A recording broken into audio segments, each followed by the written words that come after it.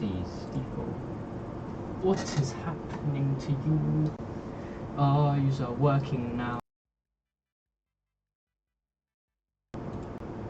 Okay.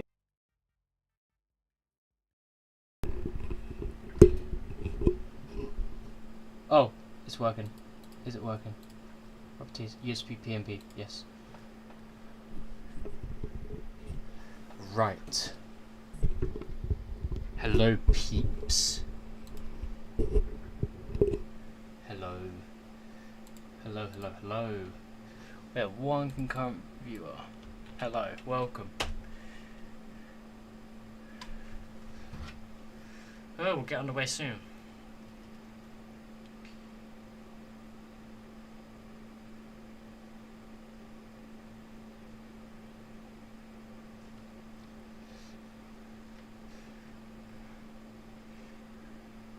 Just give me 1 minute and then we'll get on our way. And hopefully we should make the sunset at Heathrow. It should look pretty good. We should be getting a straight in 09 left or 09 right landing.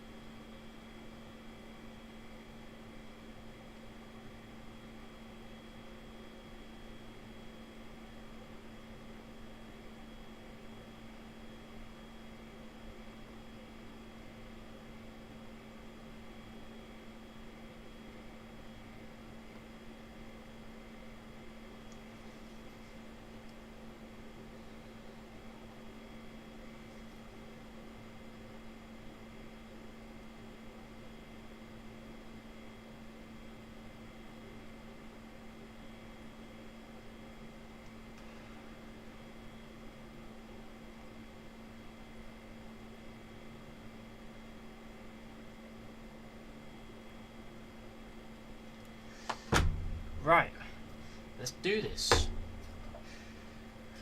We are drinking a rain energy drink because I'm tired. Oh, boo.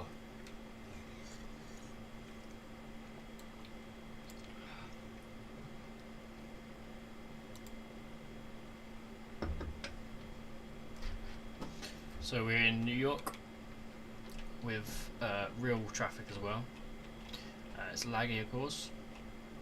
We have, let's get the checklist up. We've already got ground power on and the EPU, same thing basically. And that's the wrong thing. CG is all set. We have enough fuel. Weather. We are carrying 30% of our maximum payload. So my story is that we've just rented out the Concorde for a what do you call it?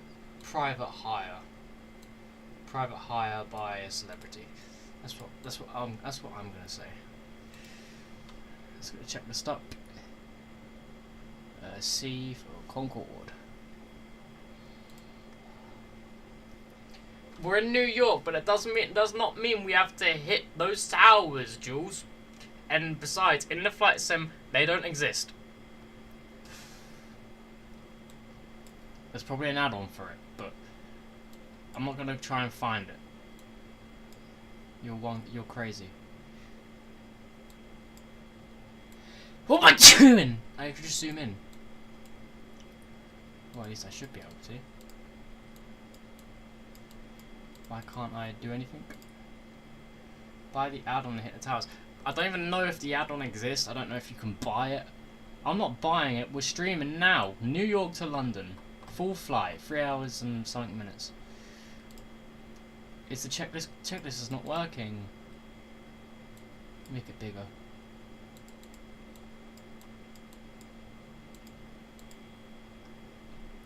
Okay, it works if I do that.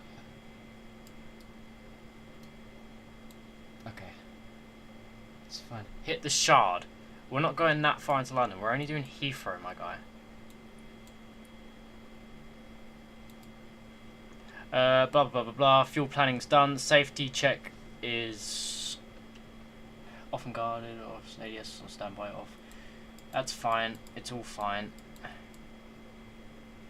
I've killed it. Ah, I fixed it. I fixed it. Preliminary cockpit on. Right. Preliminary cockpit preparation. The ground power is on. Main battery A and B goes on. Equipment bay cooling on. Forward supply is norm. Drain master heaters go on. Forward flow drain master heaters is required on INS 1, 2 and 3. That's ADS basically. Blah blah blah blah blah. Air day computer, as you see, they're on. Okay. Forward door switch is open. Phone switch, steward call switch. Okay. Fasten seat belts. Passengers are reloaded. Get the beacon light logo along. And then we're going to servo controls both normal. That is fine. Lights as required. Beacon. Okay, beacon actually is off. Logo lights as required. Anti-collision lights on. Nav lights go on. Engine flight rating switch are on. Climb.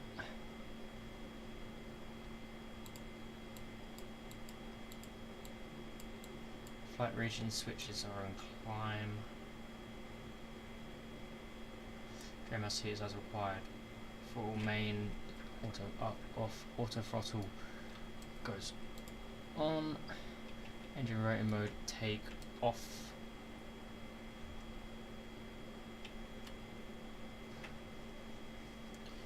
HP high pressure valves off. Yes, probe heaters off. Lighting as required. Engine anti-icing. Relay jack selector. That's up. Forward. Fuel forward transfer switch is guarded. Engine in panel. Start relax. That's fine. That's all good. Oh, and I've broken it again.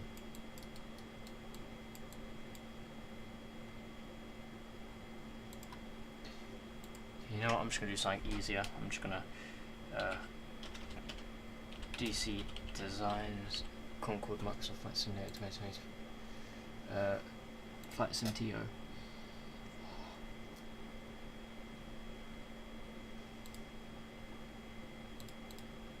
Okay, I'm downloading it again. We're going to get the ATC to disconnect the a jetway disconnect.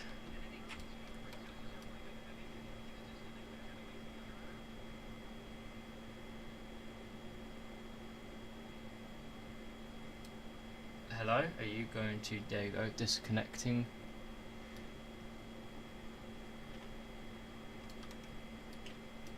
Did it download? Start download. Right, I've got the checklist now.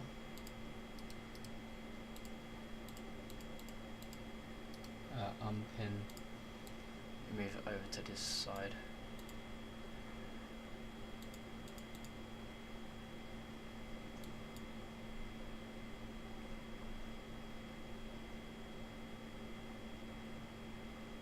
Okay, we've done basically all the scans.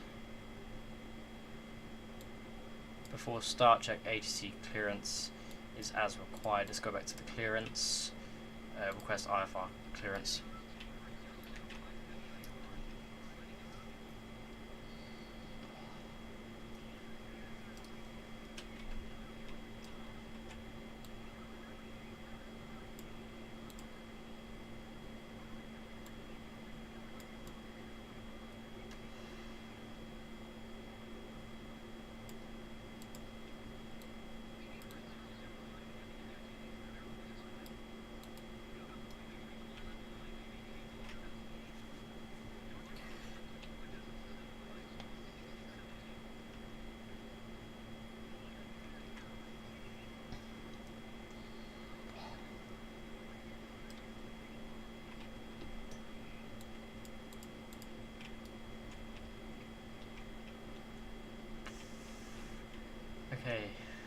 skipping some of the stuff.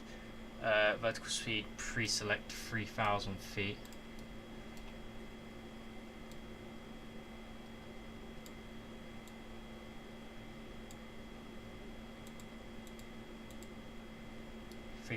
feet. Instrument transfer switches set, that's fine. Altimeters set local, they are set. Nav radio FMS, that's set. Brakes park, throttles are idle. Nav lights check on, they are on. Check out of ground. Hydraulic check set E, that's fine. Can't do that on this one. Fuel heaters check to auto.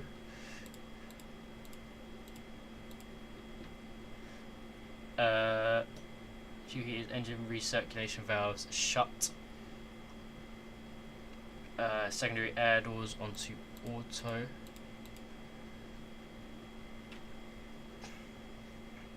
Batteries are on, total fuel is fine. Engine start at pushback. Request taxi. Engine start in order without pushback. 3, 4, 2, 1. We're going to start the engines from the stand. So we're going to lower the visor. Get the visor de-ice on. Get our taxi lights on.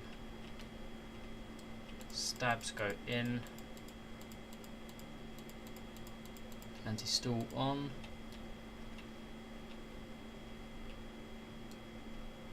That's fine, just checking everything. That's good, we're in this, ooh. We're not really in the CG, what I wanted. Let's take this down a bit.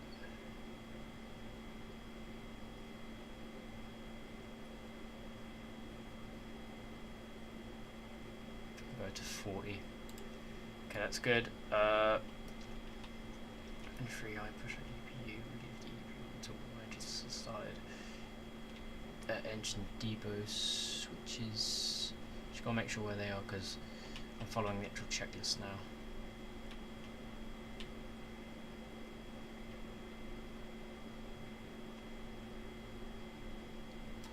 Set the temperature.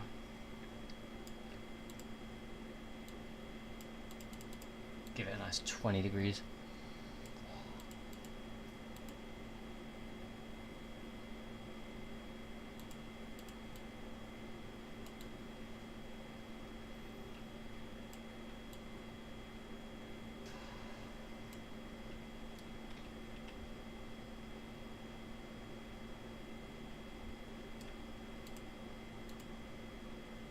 Electrical generator powers go on.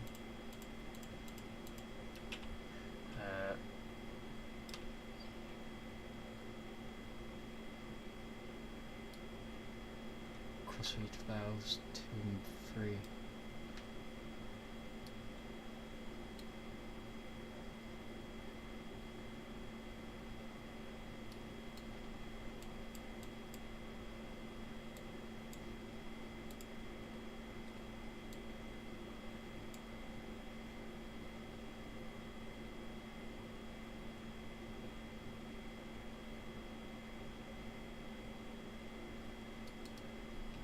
Okay, we'll start the engines. I think we're ready for that. We are ready for that, yeah? Yeah, we're ready for that. Get the airbleed on.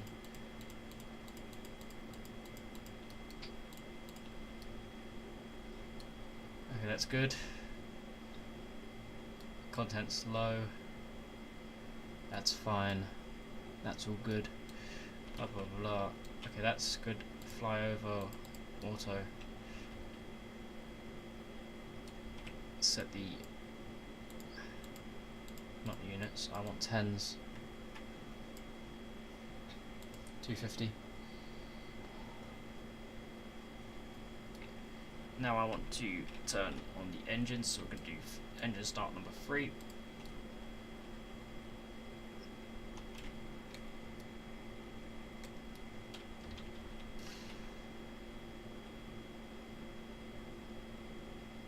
Okay, I've got one crucial step.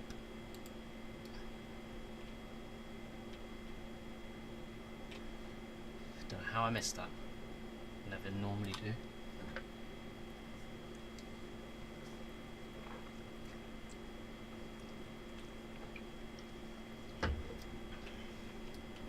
20% fuel goes on.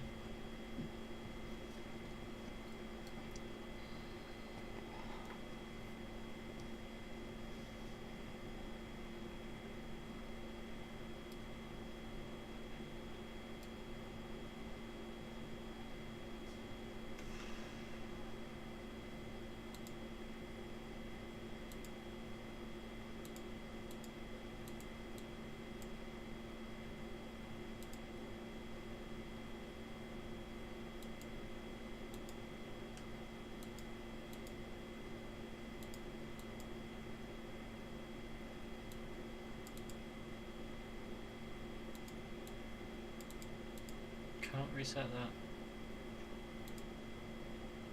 Local time. Local time.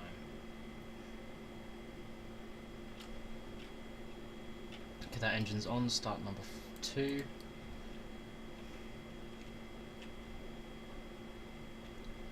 Is that illuminated? I think it is. It's fine. Are we generating power? Yes, we are.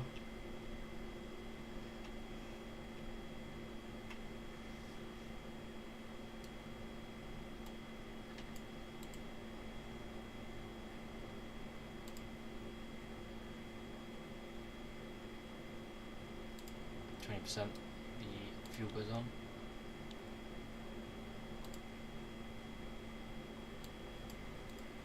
The fuel goes on.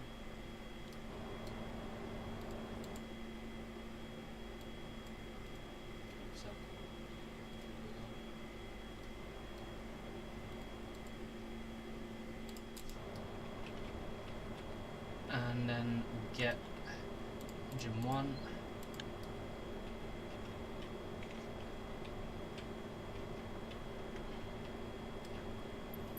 Ground services. Wait.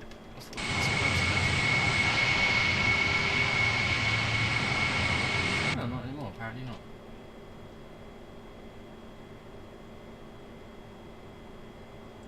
%. Fuel on.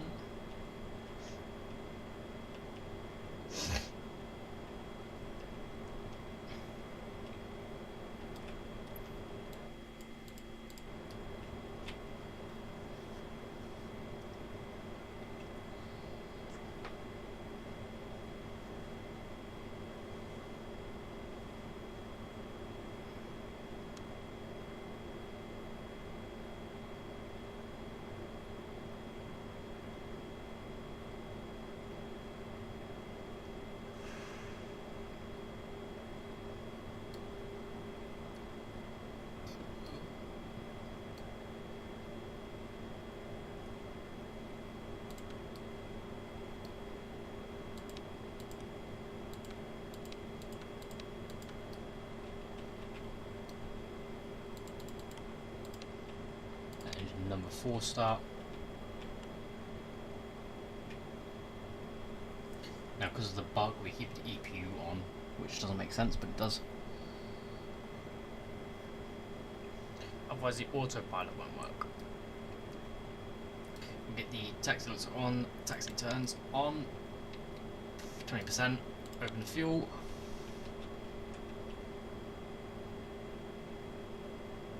Just cross-checking it. Ground call goes off. Go back to clearance. We're ready for taxi. I believe we are.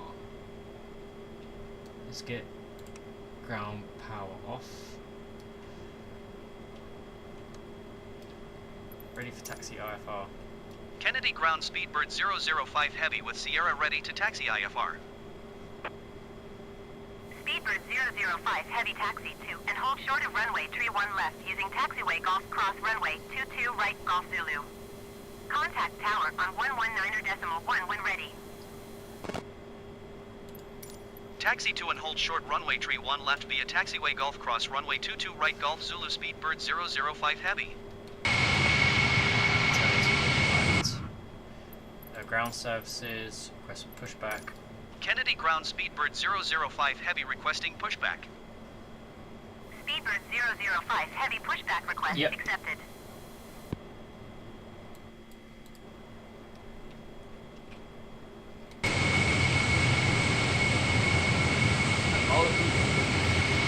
I still on the North American servers? Yep. It's still the same.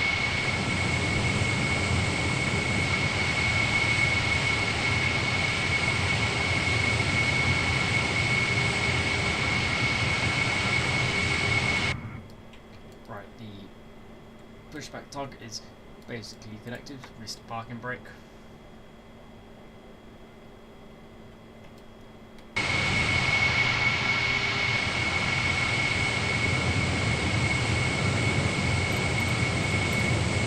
Ground speed bird 005 heavy requesting pushback tug to steer the aircraft to the right. Speedbird 005 heavy, your request has been transmitted to the operator.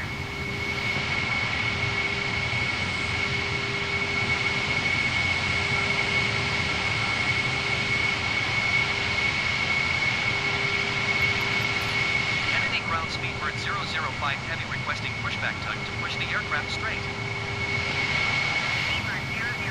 Heavy, your request has been transmitted to the operator. We'll get the nose down to 5.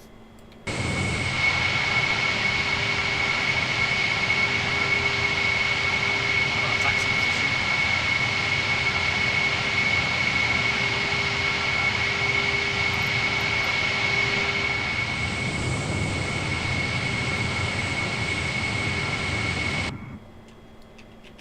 Okay, flight surfaces. Unlocked, check, working.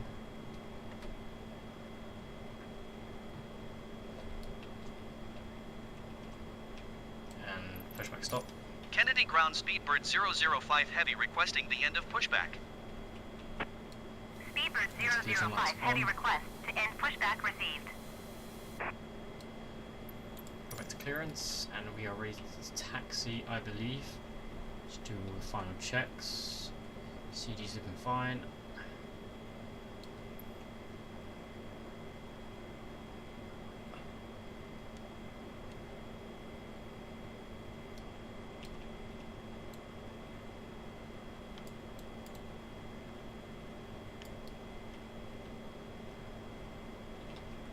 And let me just check the thingy bob.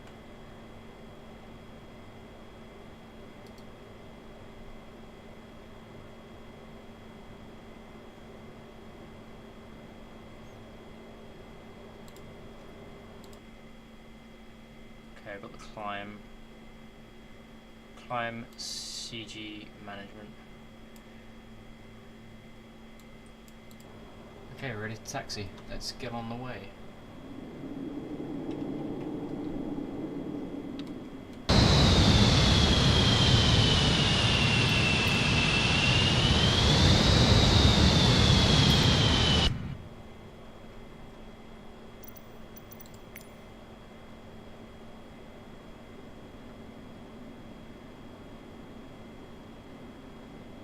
Doing a Kanazi climb. Just be aware of other aircraft because these are AI, these are real life traffic aircraft as well. Don't want to hit one. Could you imagine I hit one and then it actually happens?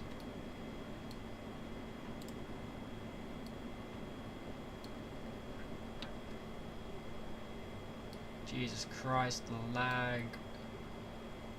Jesus Christ.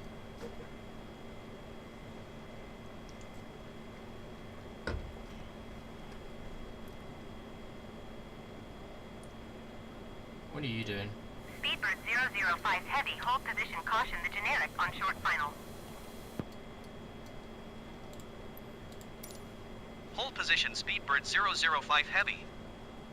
I'll hold it before I get to the runway. And they know what. I understand what they mean. Get right up close to it. Just roll.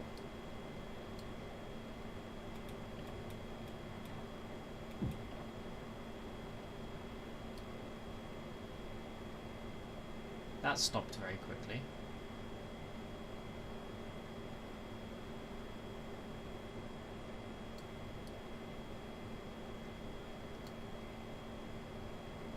Are you going to exit the taxiway or what?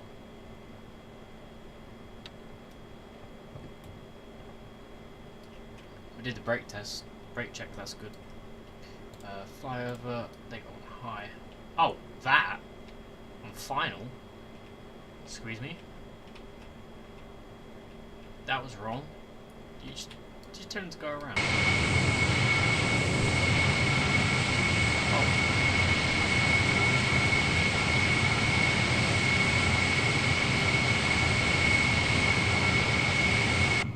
Something's happened here.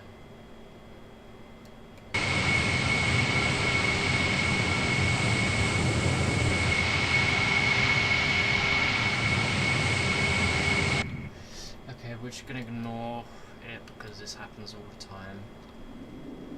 I don't really want to use this preset aircraft, but oh well.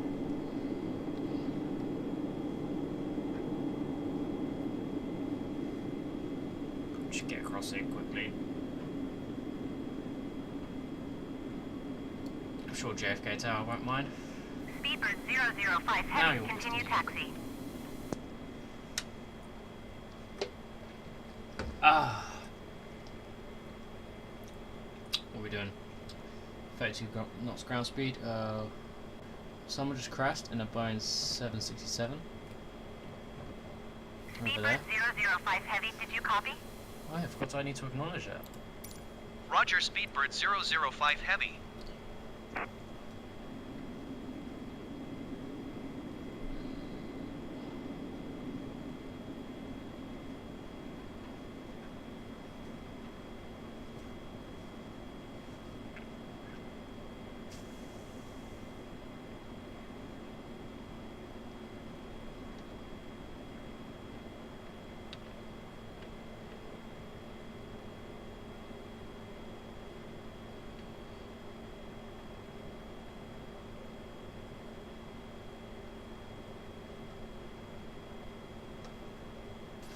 Before Fiendbook check, this is fine, I ran through it, it's all good. Where are you landing? That runway? Yeah. What do I need to do? Landing lights can go on now.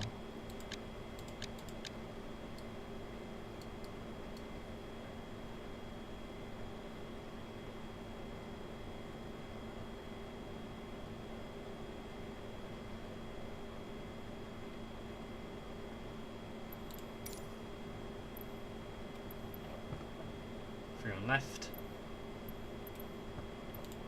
Kennedy Tower, Speedbird 005 Heavy ready for departure, runway 31 left IFR to Heathrow. Speedbird 005 Heavy QNH 30.05 wind calm. Cleared for takeoff, runway 31 left. Uzbek 101, turn next taxiway. Right now the AI should take over with the AC. Cleared for takeoff, runway 31 left, Speedbird 005 Heavy. I don't care about looking on the approach, it's fine, I know it's fine, I can't see any aircraft on the map. Alright, let's line up. Oh god, frame rate. That A38 is just sitting there. Maybe there's a real life emergency. Uzbek 101, turn next taxiway. Oh, they're not fiend bobbing. What am I doing? Taxi lights come off.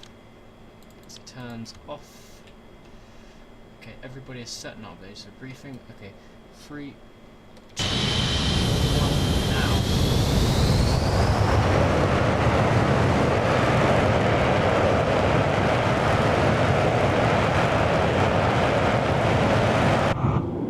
Uzbek 101, turn next taxiway. Airspeed building. 100 knots. Power set. 140.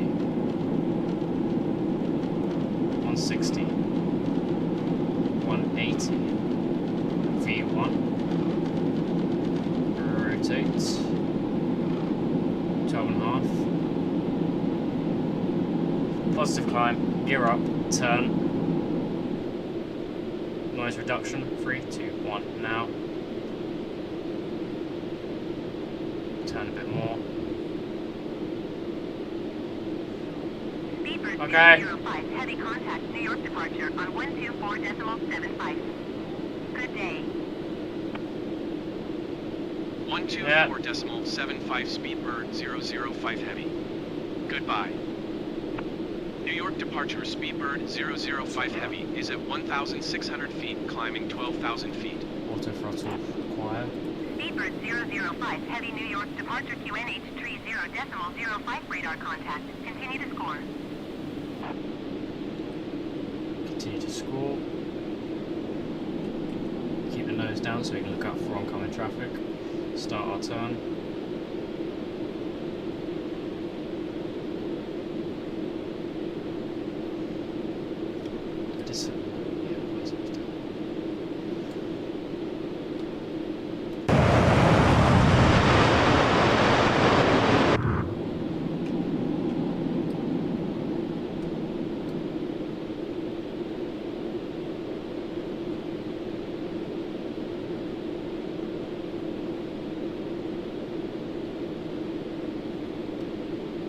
The autopilot on now.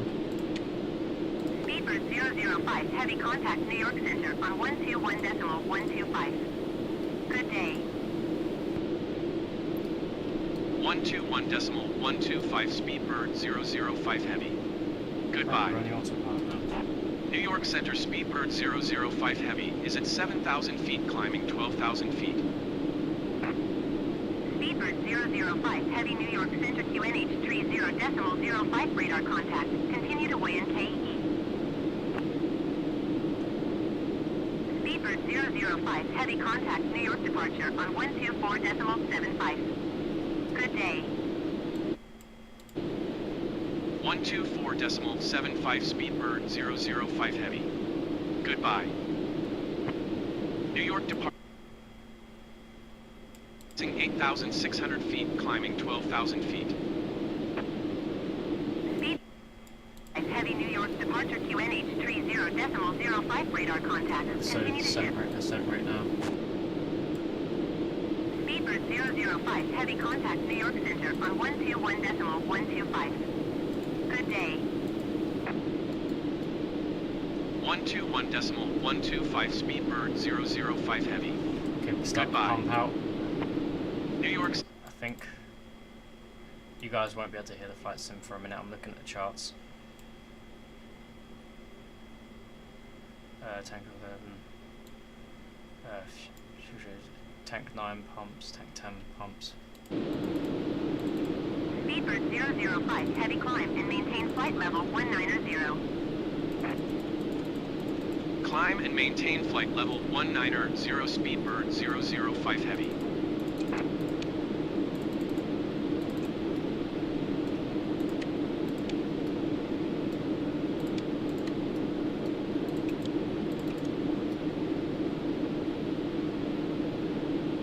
CG is moving aft.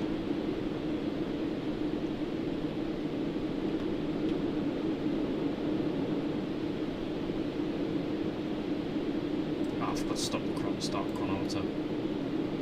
Okay, it's about 3 minutes late, so remember that. Blah blah blah blah, this isn't required. Interconnects, fine. Chance 9, 10, Tank 11 Southwest inlet valves. 2835 climb and maintain 12,000 Tank feet. 5 and 7 inlet valves. Can verify open. Those pumps come on.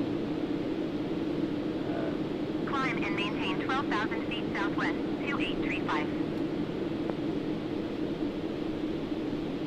That's correct. And taxi, let's turn off on secondary air doors. Your American 705 flight level 380. Speedbird 005, heavy contact Boston Center on 132.3. Boston Center. Good day. American 705 Oh, New God's York Center sake. radar contact. Continue to Lima Yankee Hotel. 1 tree, 2.3 Speedbird Got to do 005 the Heavy. ice. Goodbye. Boston Center Speedbird 005 Heavy is passing 14,200 feet, climbing flight level 190. Speedbird 005, CG. heavy Boston Center QNH 30.05 radar contact. Continue to ship.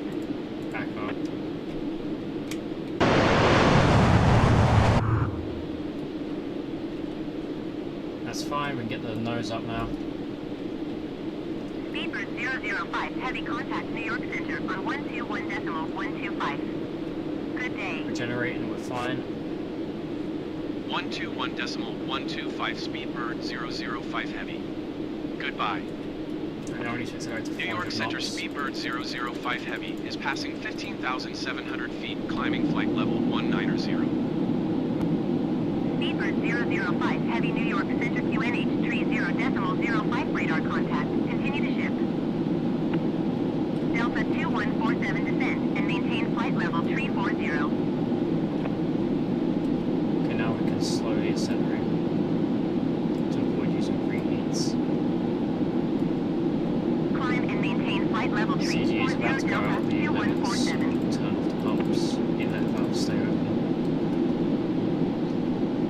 JetBlue 1141 contact New York Center on 118.975. Good day.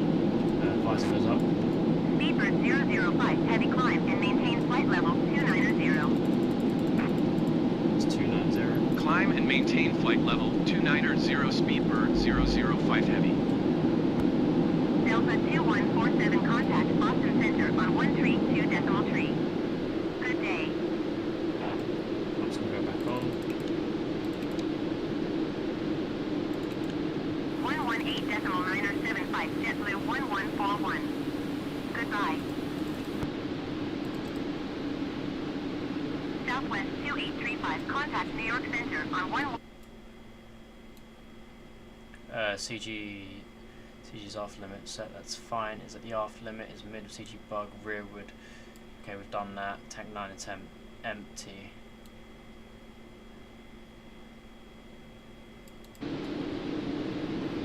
Turning. Okay, we can increase the vertical speed now.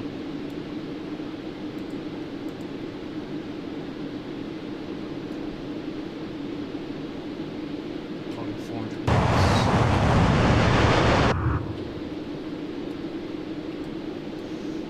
Blah blah blah blah.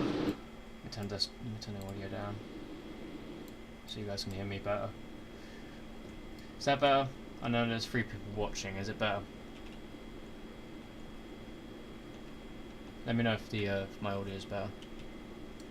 5A, and that's draining. The pumps are on.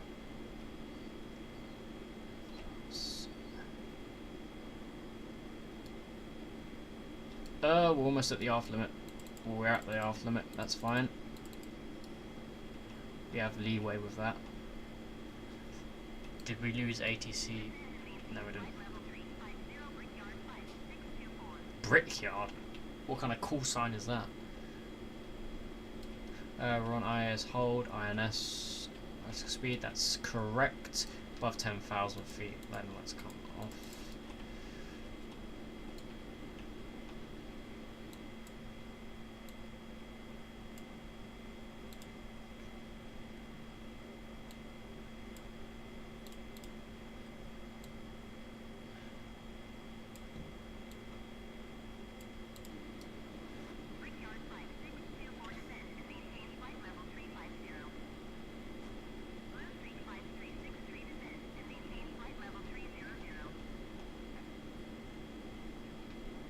Pumps are off, yes.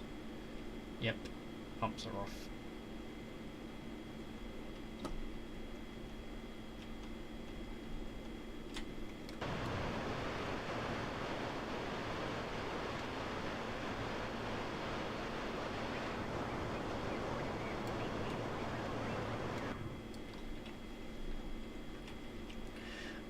We're good for now. It's pretty laid back at this moment. We just gotta watch the Mac. We need to get past Nantucket Island, which is here, before we can go past Mach 1. So we'll probably have to hold altitude. Yeah, I'm gonna really slow our ascent rate.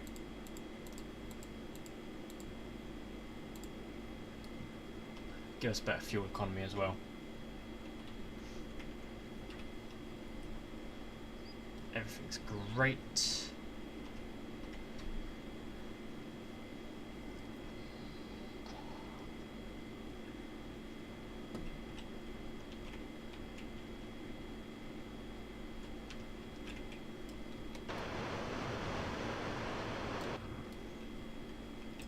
me get some of this panel lighting off, I don't like it.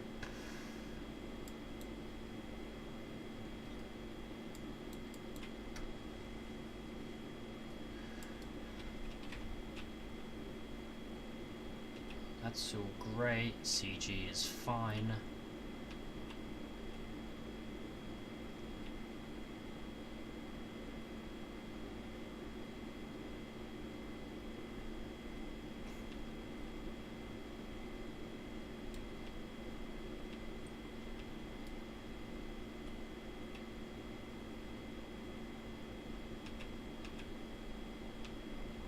On A319 ahead of us.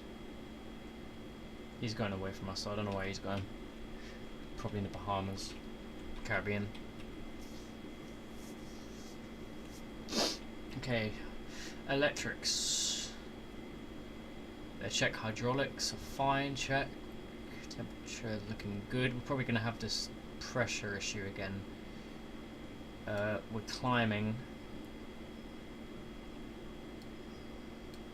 That's fine.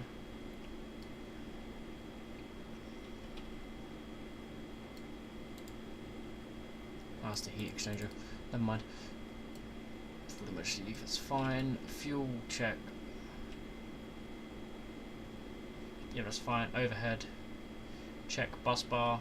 Bus bar's fine. Mach 0.93. We have to hold 0.97 if we don't reach Nantucket. We need to reach Nantucket Island.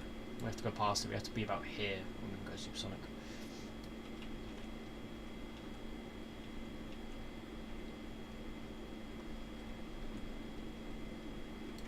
We're not on reheats, are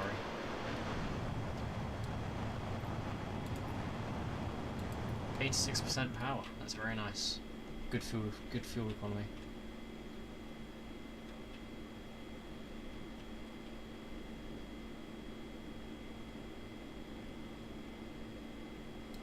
Okay, let's hold. Slow it even more.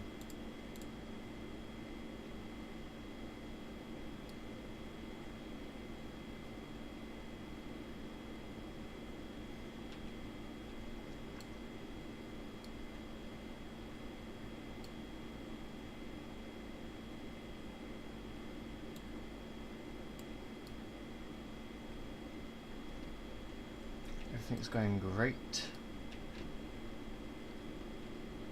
Can we get the dome?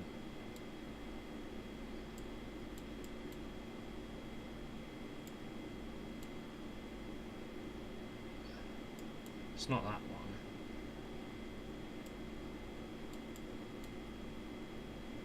It's that one.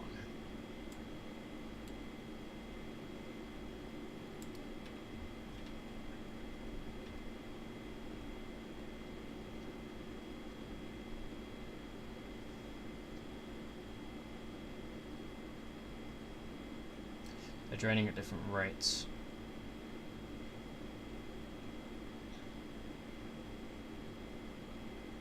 It's fine actually.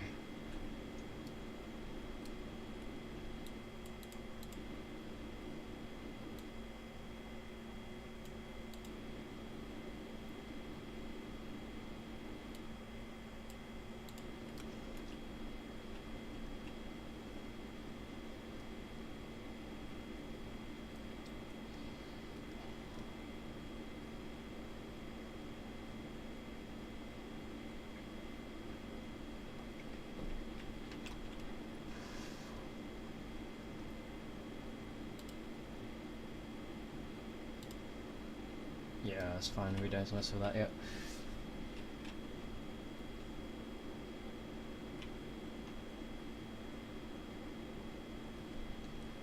We're supposed to be getting a new update for this Concorde soon, this year. Major one. Hopefully we get rollers on the gauges, and maybe we actually get INS this time, and an improved fuel management system. I hate this one. It's good. It's easy, but it's not very nice. Okay, yeah, we have to hold.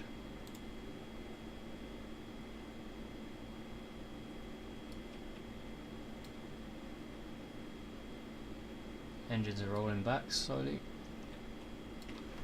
I'm going to check my phone quickly.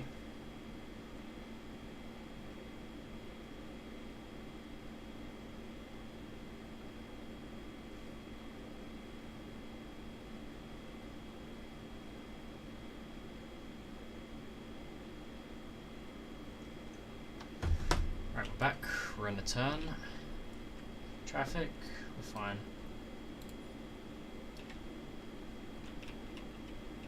And we get these. Well, once we leveled out, we'll get the seatbelt signs off.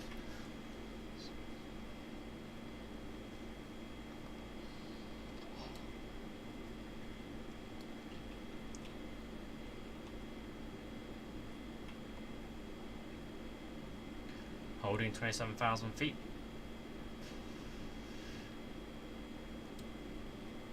Where's Nantucket? Okay, we've got about 120 miles, which we can do quite quickly. We're doing Mach 1, well, almost Mach 1. I want the isoline map. Doing Mach 0.97, which is essentially Mach 1. I don't want climb for 5.0. I can't. You don't have the support for supersonic transports. I have a strict climb procedure. I can't just go up. It's planned. Okay, I've never seen that one before. I've never seen that one before, that gauge before. Since when has that been there? Was there an automatic update and I didn't know? Because I never remember those being red. These are more vibrant.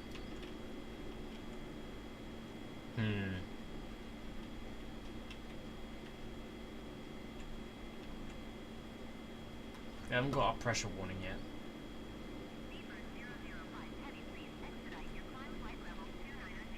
Okay. We'll do vertical speed.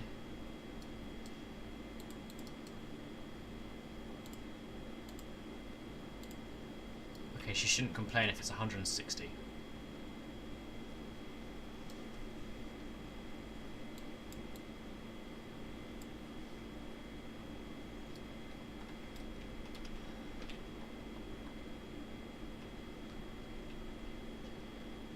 Turning right, we're deviating, that's fine.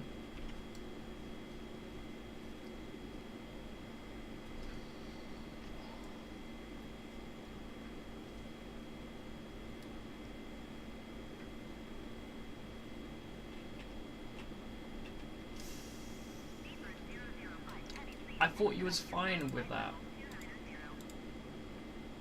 Okay, we'll do 240. If it goes to Mach 0.99.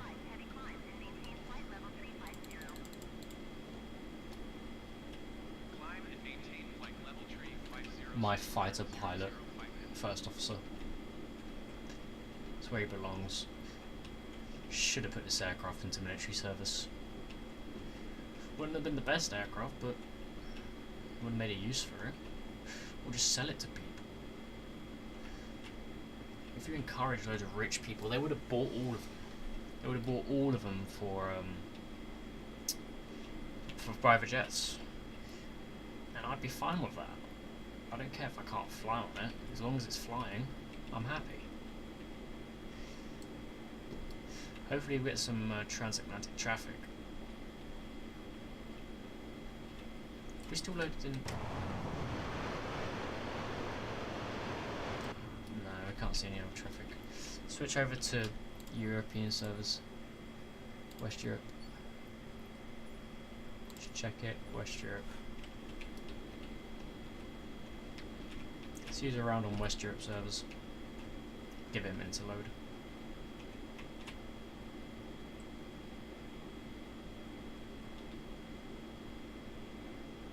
Okay, she's not complaining about the 240 feet per minute.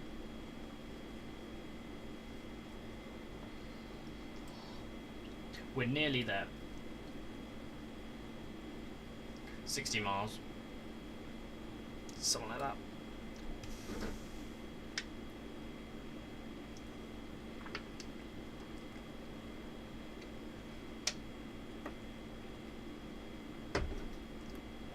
Who's watching?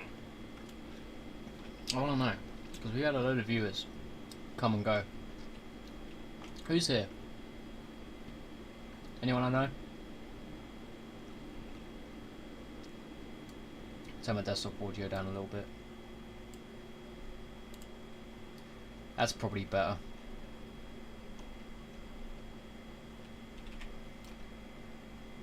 Yeah, brake pressure. Yeah, I don't know where the brake fans are on here. Because this checklist is for the DC Designs Concorde, a third party one. But I have no, because some of the stuff it has on here is not in this add-on.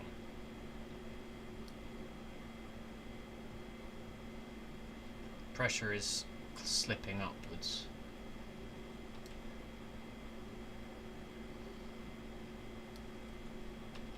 Oh great, and that made me lose a viewer. This pump.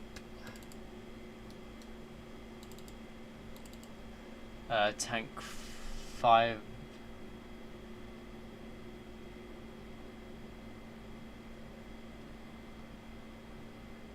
At 44,000 feet, tank 5 and 7 should be empty. We're at 27. That's fine. You know what? We're fair enough, of course. We can start climbing.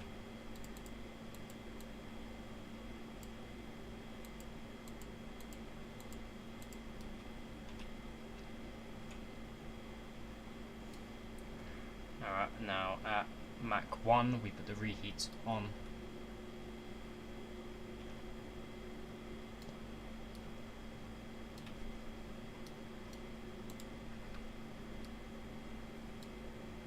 Right, now we put the reheats on. There we are, ladies and gentlemen, Mach 1, the speed of sound. And then we do this up to what? Reheats up to Mach 1.7.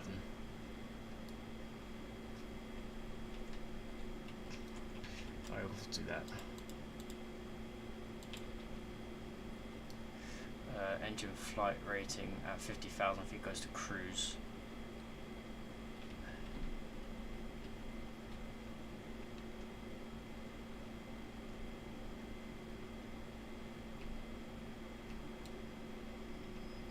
When tank 9 and 10 are empty, which they're not.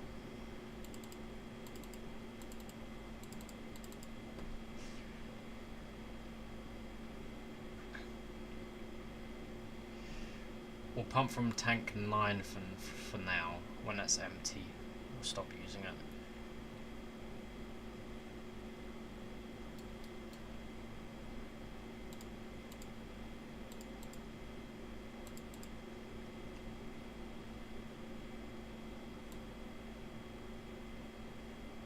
Set off trim. There's nothing about the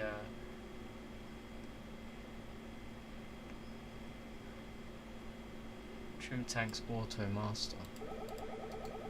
Something's happening here.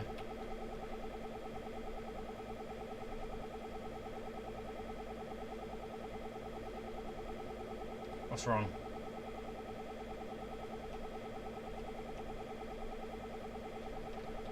Something's wrong. Don't know what.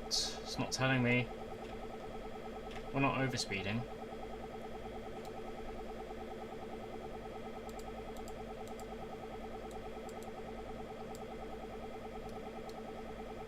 Turn the reheats off. Ice.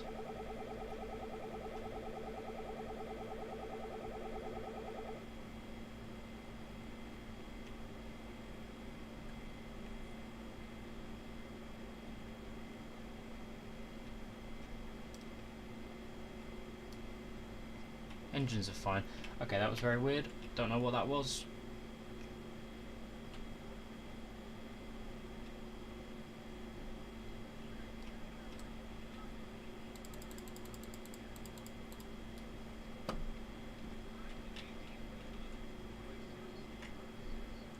Let's get the reheats on again. So we're supposed to have them up all the way till Mach, what, 1.7. We'll decrease the vertical speed.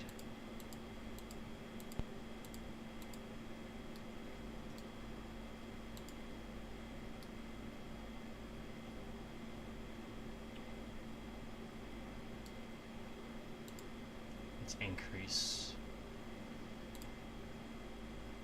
We can go Mach 2 at 49,000 feet, so as long as we hit that target, we're good.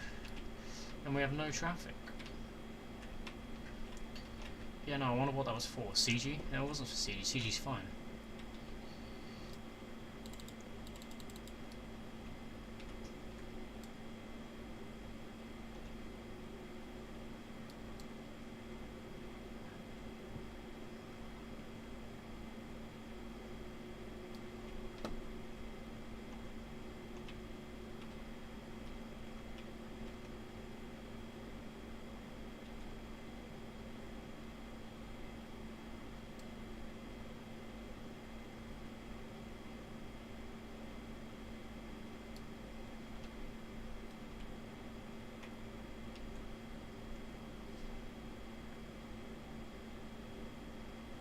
The only thing is, I don't know when something's wrong because it doesn't give me a beep as a Concorde. Really 60s kind of buzzing sound, like a bang. And it's not modelled. Hope they add that.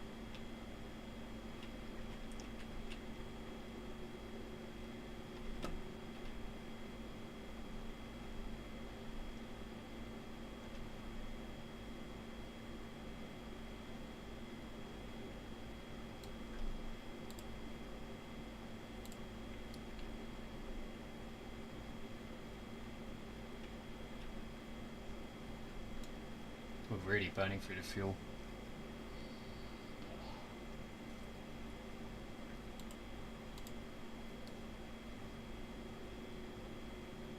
Almost Mach 1.7. Then we can start our pitch for speed. Right, reheats off. 100% power, but no reheats. We still climbing? We still doing it? Yeah, we're good. We'll probably have to put our vertical speed up for. We want to sail on 100% power.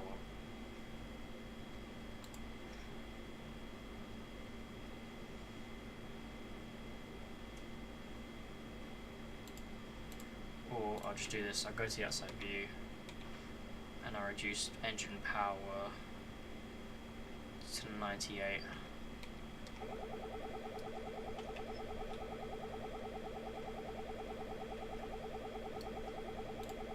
We're getting a warning again.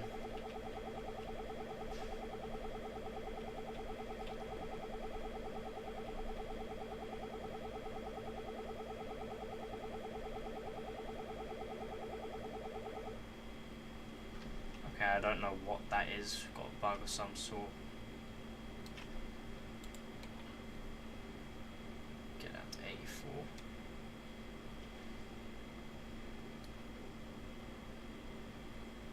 See if we maintain this Mach.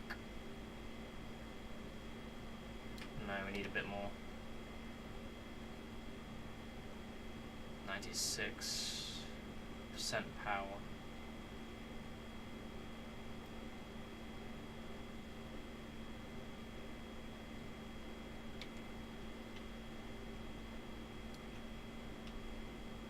Ground speed 1,000 knots. 1,075 actually. Let's get 97. We are turning, so is to be expected.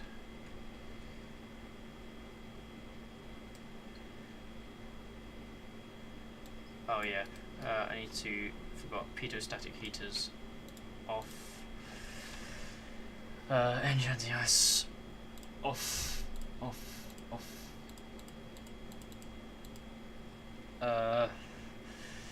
Shield demist.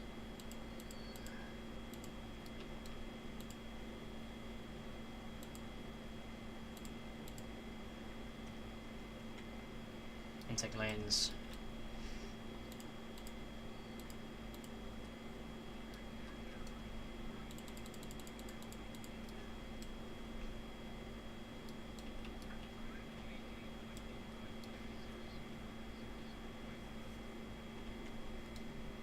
Full power, not the reheat, so We don't need that. We won't use that now. We should be, especially with our light payload, we should be well more than capable to do this flight without reheat intervention. Decrease our vertical speed.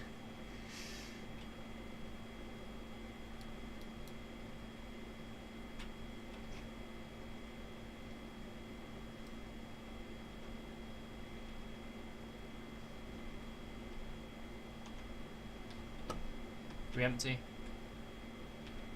Yeah. Pumps off. Are you full? I know it says full. Yeah, you're full. Right, so that means we can turn off the inlet valves. The off. Turn these pumps on. Standby inlets. And then tank 10 should be draining. And it should be going to 5, 6, 7, and 8.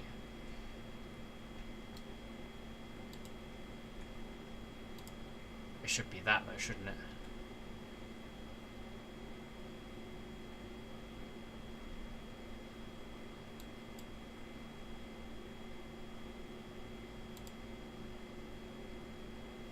One to 4 level switch.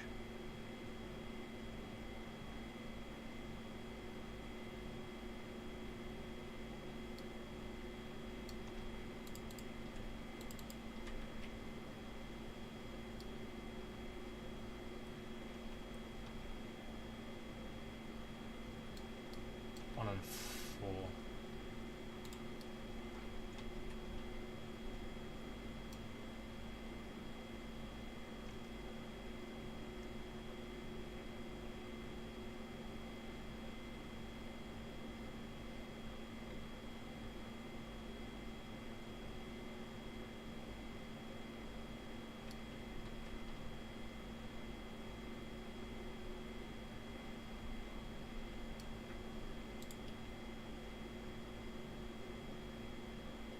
Slower our ascent right now, a bit more.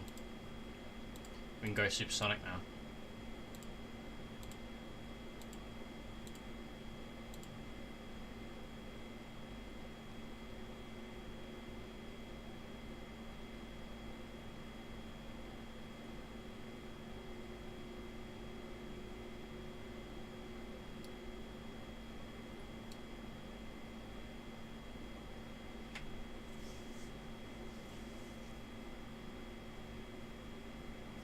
Temperature is actually quite good, I think.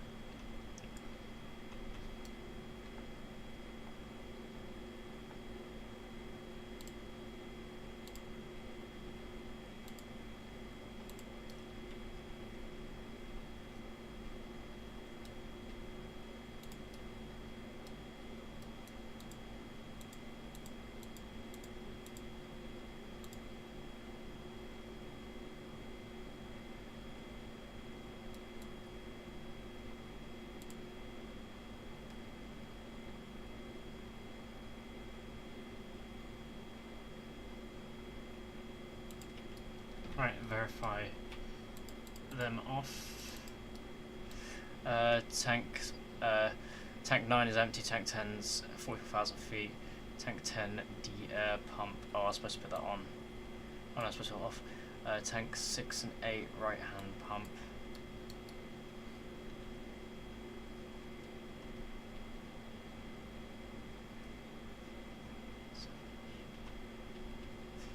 Yeah, so we've actually fine. It's supposed to be aft trim.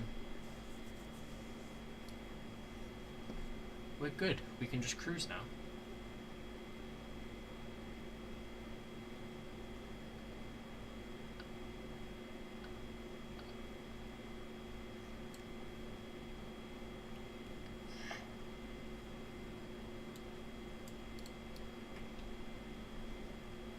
$58, $59.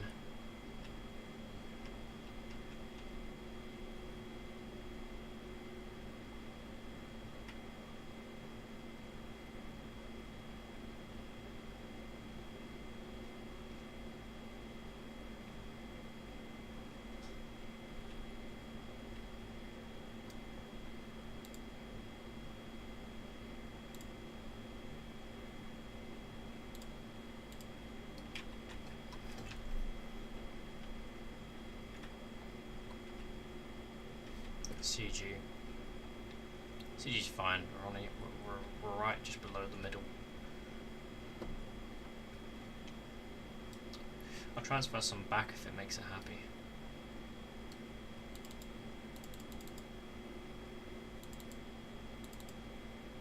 Oh, oh, oh. Why did that happen? Oh no. Oh no. Okay, we've had a midlife. We need to put active pause on.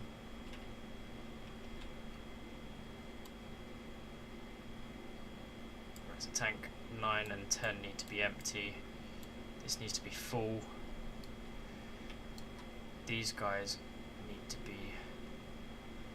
like that.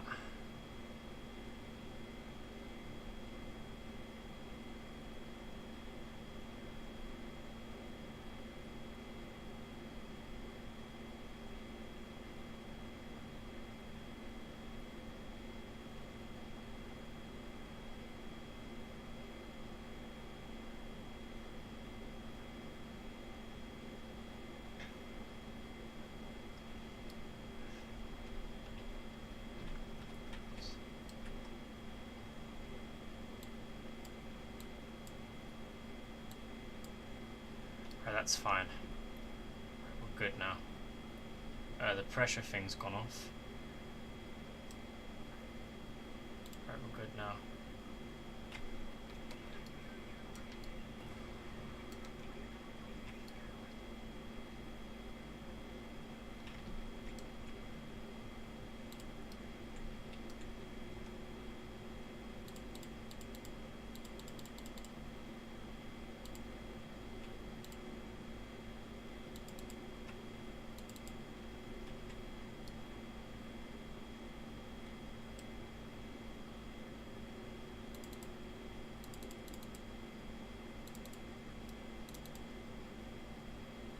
Now that's not draining.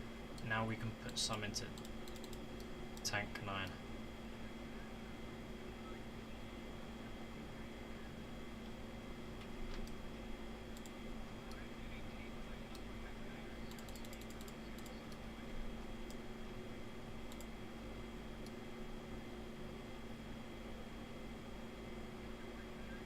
I'm gonna give it the boost.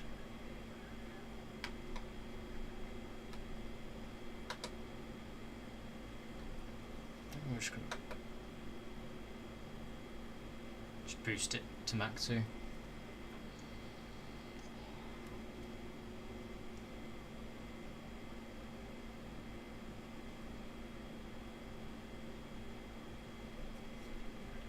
That gives a bit more momentum.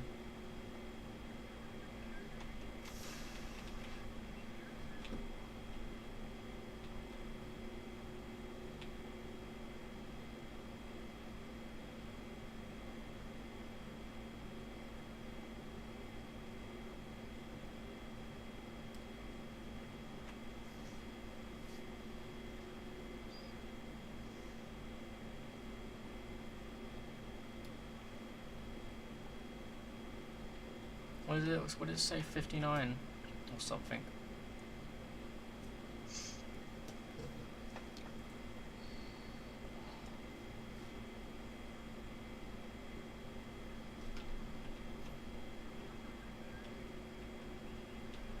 Here we go, coming up on Mach 2.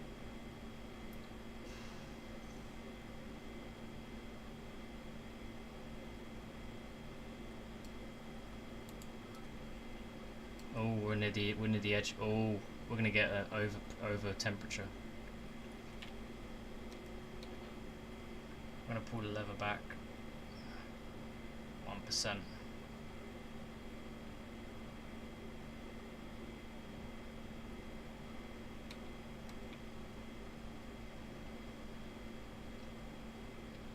Mach 2.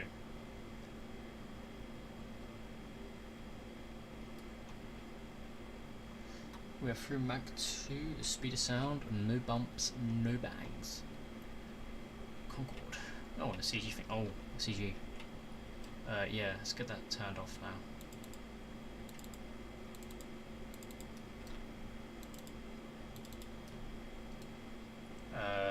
Tank 5 and 7 empty if types is fairly user. Tank 11 to trim. Tank 5 and 7.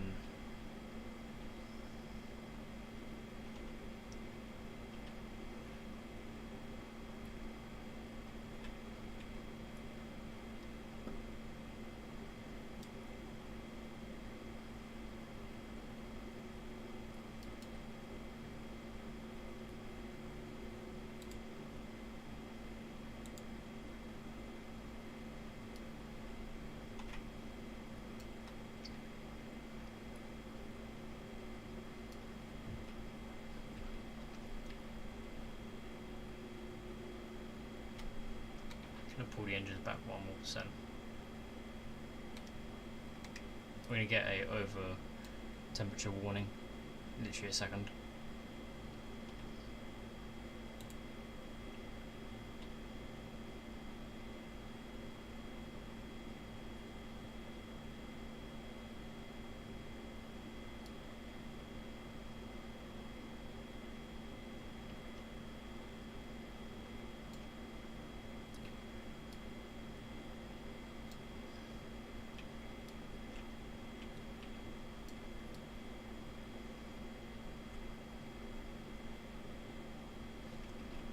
Pressure is still an issue. How did we manage that before?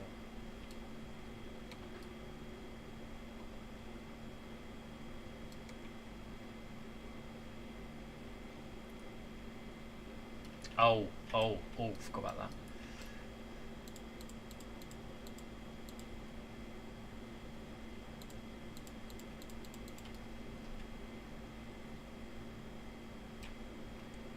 Yeah, we need to put it back up that 1%.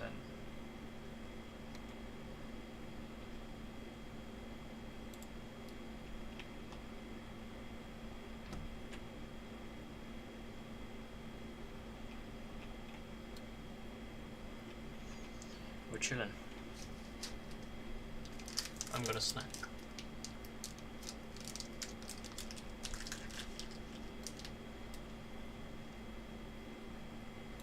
And we're going to watch some stuff.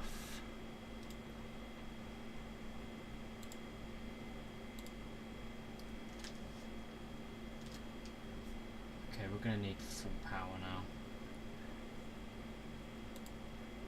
We're going to watch a British Airways thing.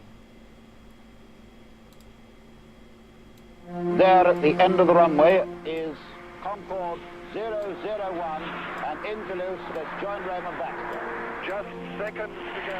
Et maintenant, enfin, le premier vol. 110 tons of aircraft, all up weight there. The magic moment with us. The crescendo of sound from the 593 Olympus is. Giraud. Ce premier vol que vous tous allez voir maintenant en direct. 45 knots, 90, 135. Nose come up to 20 degrees, she's airborne. She flies. The Concorde was special. The quality of the work, the minds, the skill, the talent, the commitment that went into it, that's what really matters. Over the last 27 years, Concorde has captured the imagination of people from all over the world. An extraordinary feat of engineering, a unique blend of power, grace, and beauty.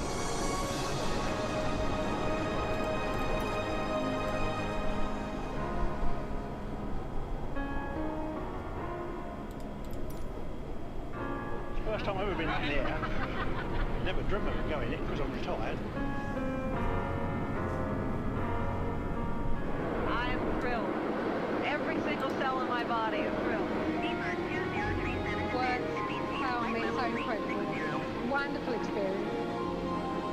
What are you going to tell your school friends when you get back to school on Monday? Well, trying to find a way of getting them to believe me.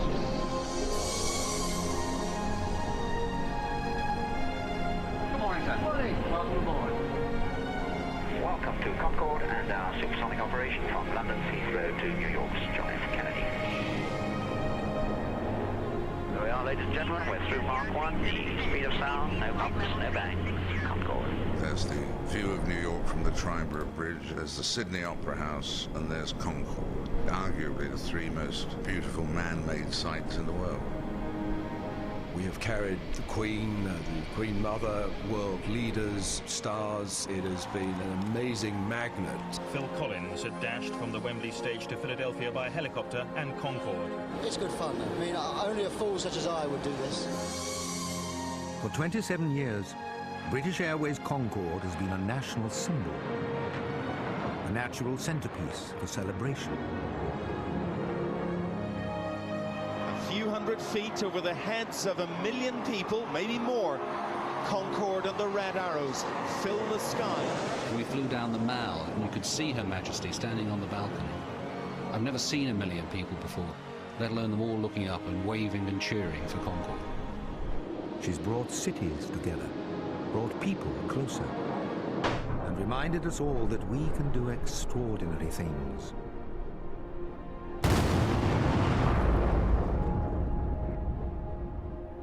You kind of think, oh, I wonder who might be on Concorde, maybe a famous film star who's just signed a contract in New York or something. Catherine Zeta-Jones is an absolute star, so glamorous, so Hollywood. Paul McCartney's probably everyone's favourite. He will say hello and he remembers us.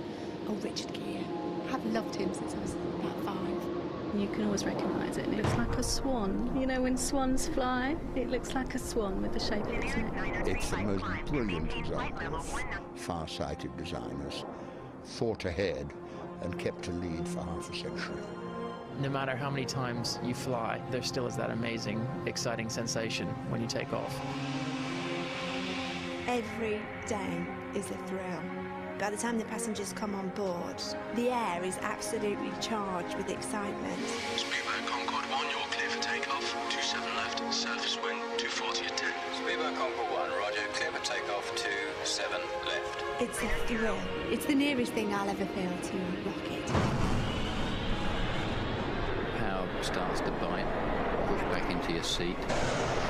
Airspeed's building. You're concentrating like mad. 60 knots. The noise takes over. 100 knots. That's it. Heart starts to pound a bit. V1. Rotate. V2. Positive climb.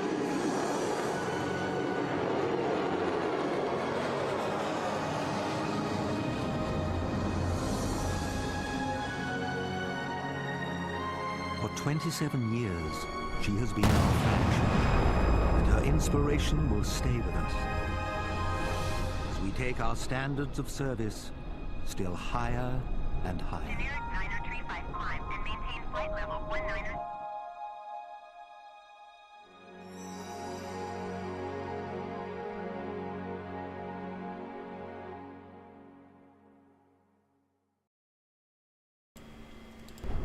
I very much enjoyed that.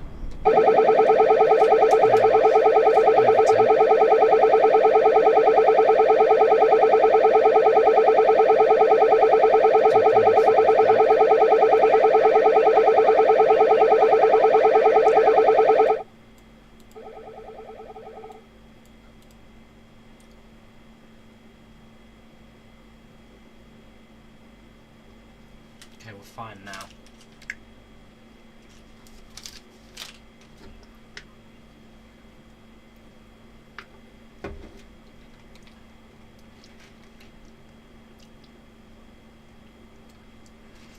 We'll find something else to watch as well. Some more Concorde stuff. Get a copyright strike in the process.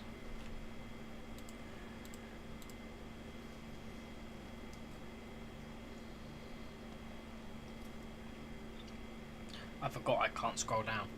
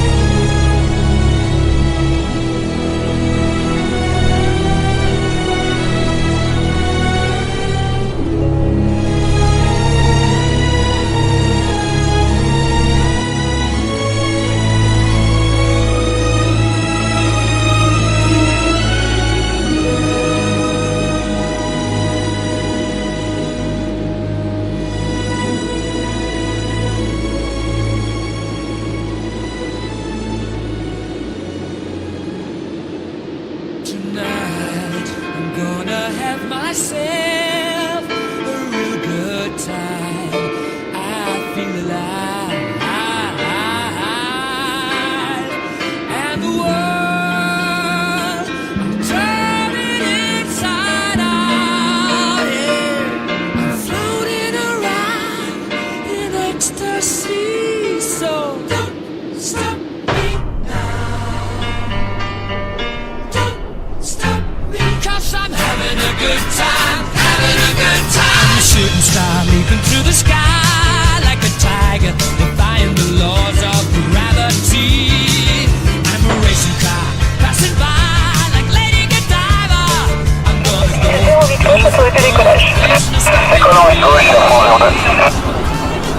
Décollage, stop.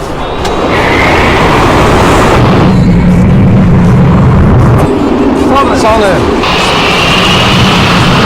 Bien.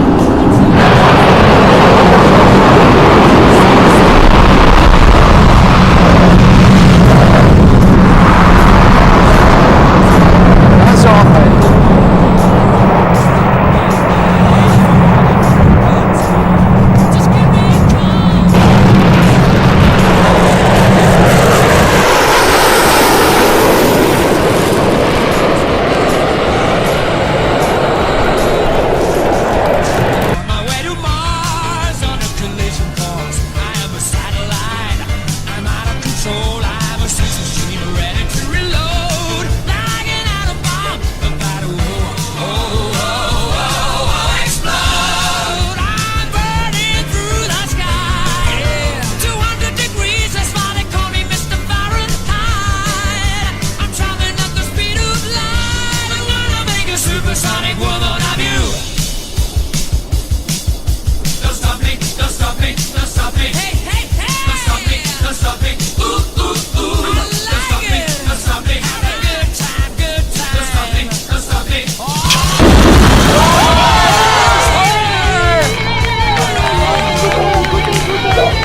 Écoutez la région.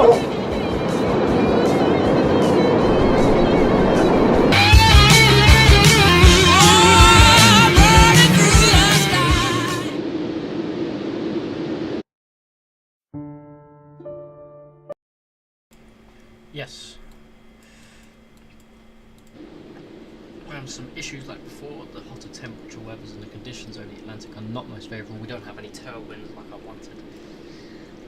We have to nose down a bit.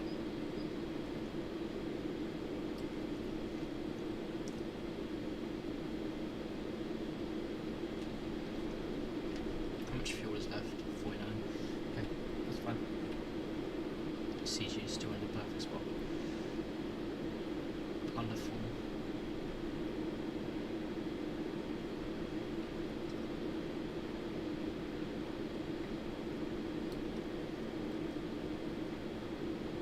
Speedbird 005 Heavy, please expedite your climb flight level 590. Oh, shut up, woman. I don't want to expedite my climb.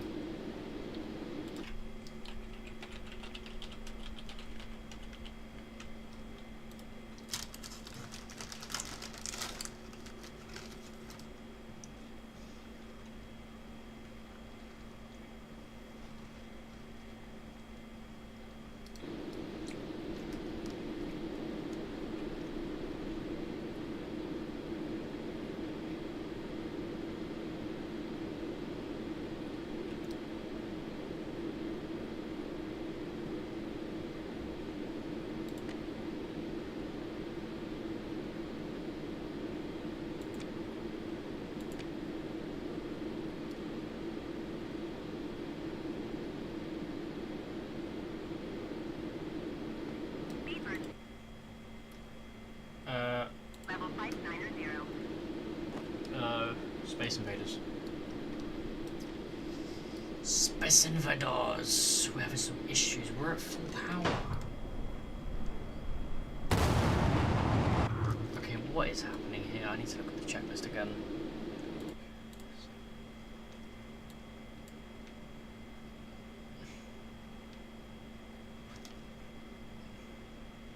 Heavy climb and maintain flight level 600.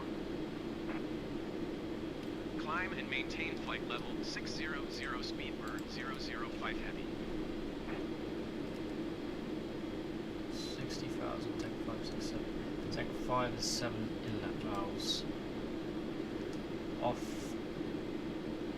If 5 and 7 if 5 and 7 empty and you have fuel in tank 5 and 7 are not empty and you have fuel in tank 11 to trim. Jetson pump valves on. Tank 11 inlet pumps tank 11. Okay. Whenever. Why are we having this issue? Why are we not going faster? What's the flight there?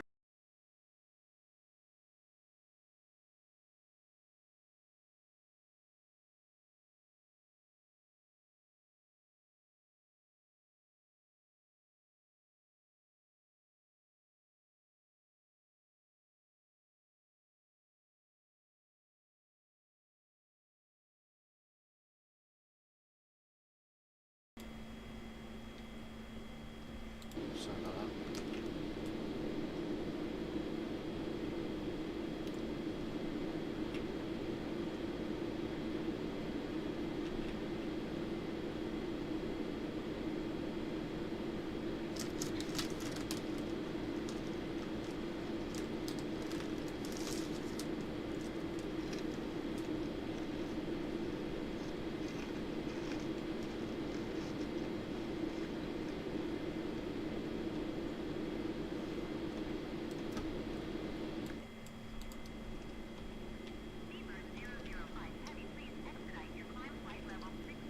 Kick the reheats in. Let's see if we can hold the Mach 1.99.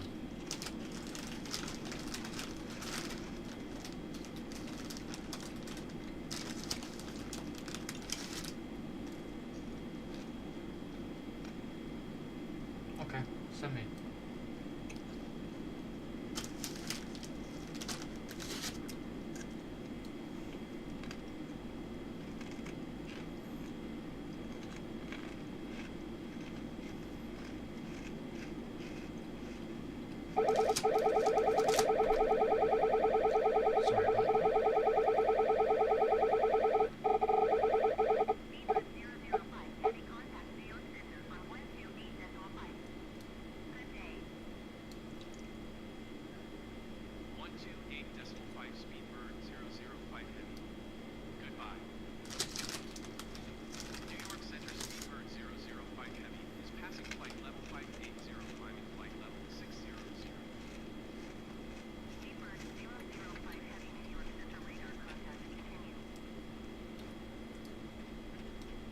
I did everything alright.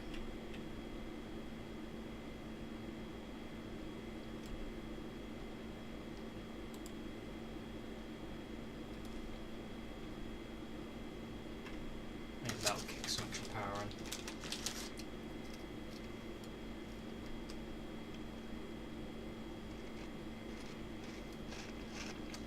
I'll look in a minute.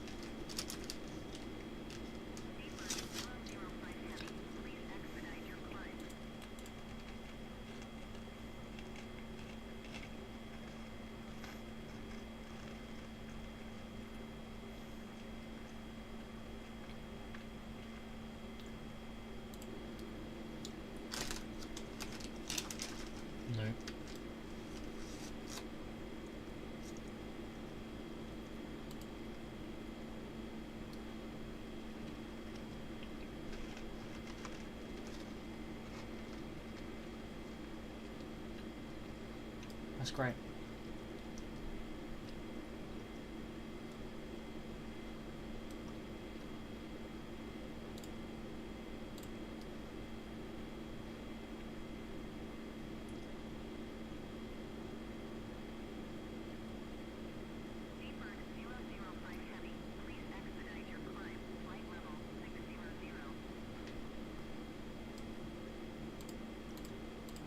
Then we get more power for set to also get more air in.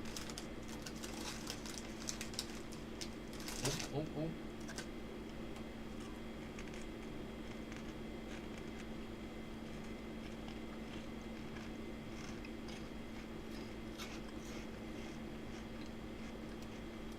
Is that wind? Yeah, a bit of wind. Nope, we're losing speed.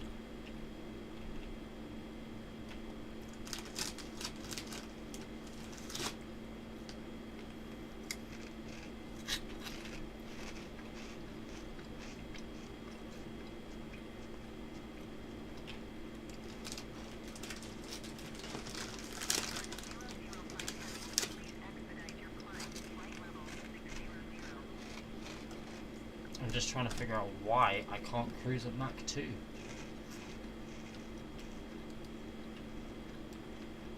I've done it before many times and it just doesn't work now.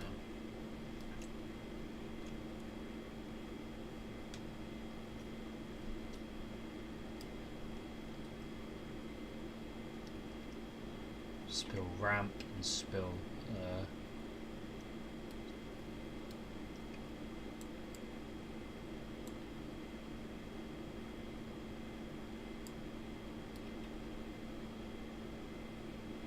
manual system isn't working.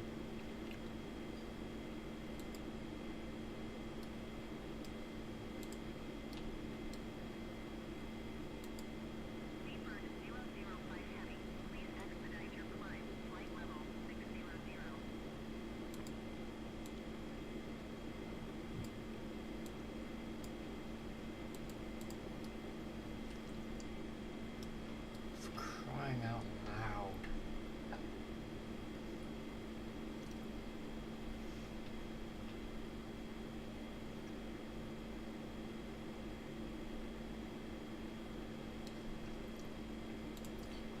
Let's get a descent.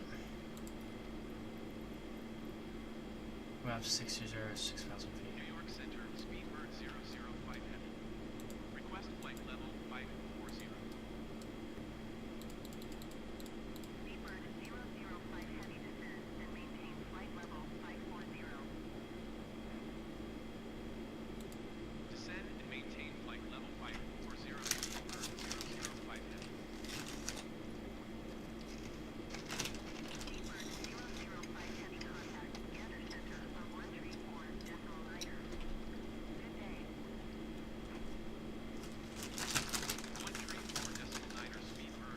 I don't know, whichever one you want. Goodbye. Gander Center Speedbird 005 Heavy is passing flight level 585, descending flight level 540. Speedbird 005 Heavy Gander Center radar contact continues. Speedbird 005 Heavy contact Gander Center on 125.075. Good day. I don't know. I don't know what the books are about. Goodbye. Gander Center Speedbird 005 Heavy is in flight level 585, descending flight level 540. Speedbird 005 Heavy Gander Center radar contact continues.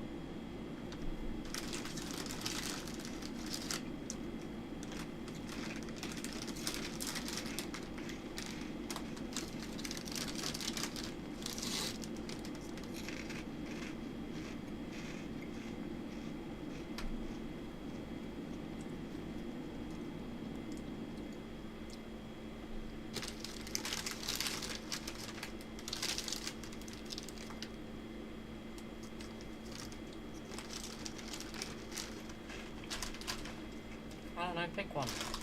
A or B.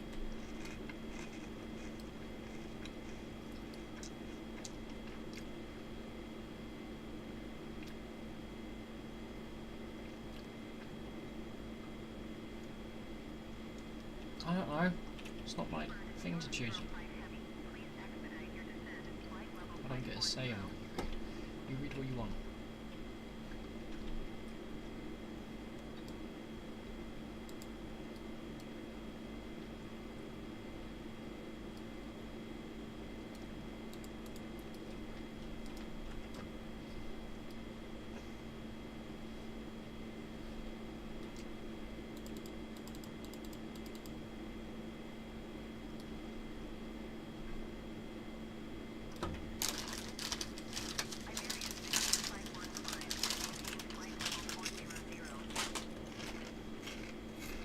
Do the killer one then. I don't know. I still have to choose what book you read. This is not the place to talk about this.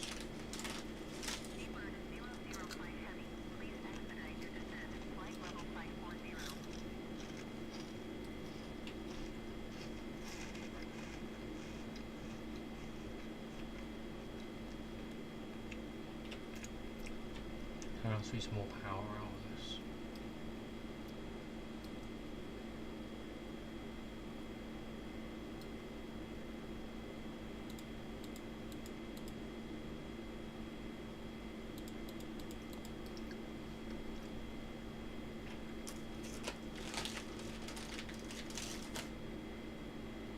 What do you mean, so what's happening now?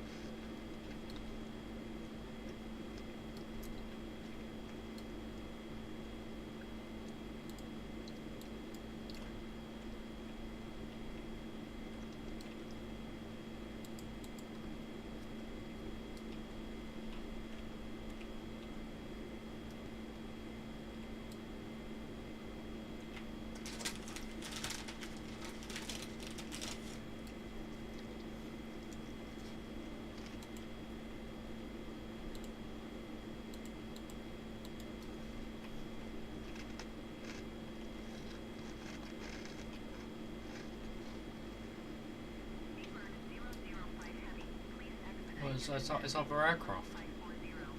I'm not the only one in the world.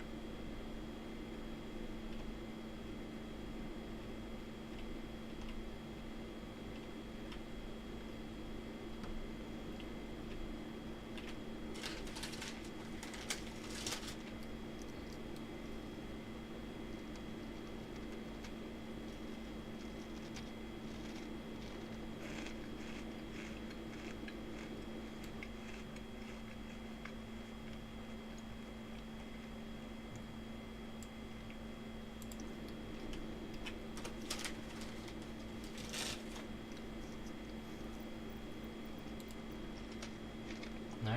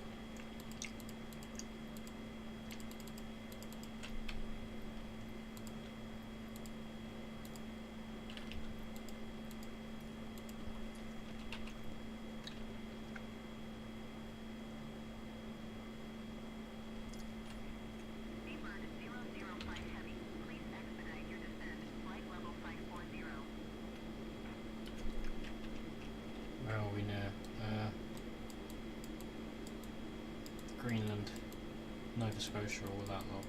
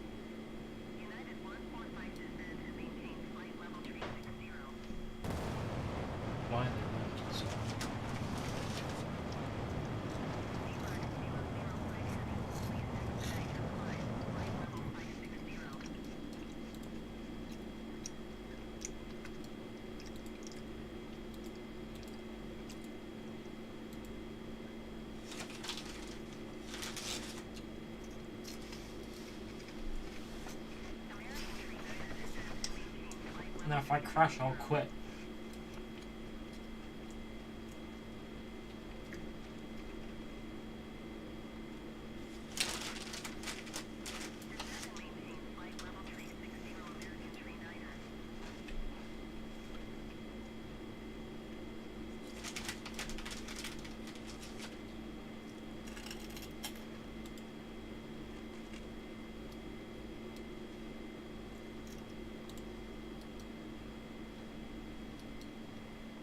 No, not what I wanted.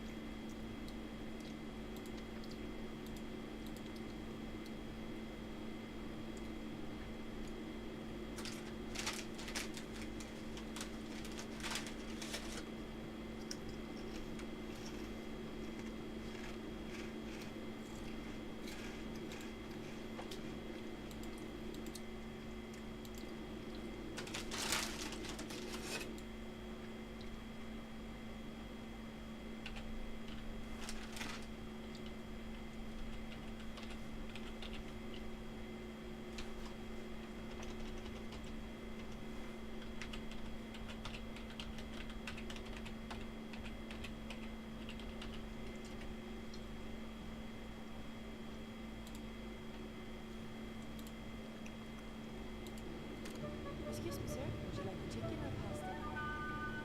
Pasta.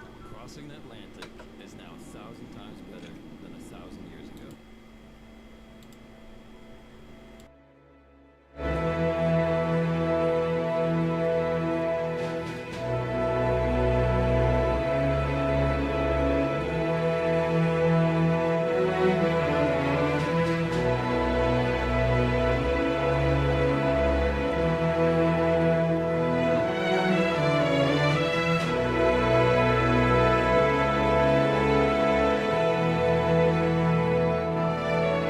I could stay awake just to hear you breathing.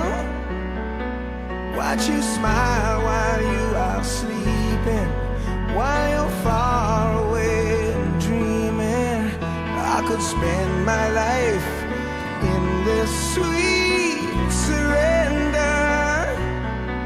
I could stay lost in this moment forever. Every moment spent with you is a moment I treasure.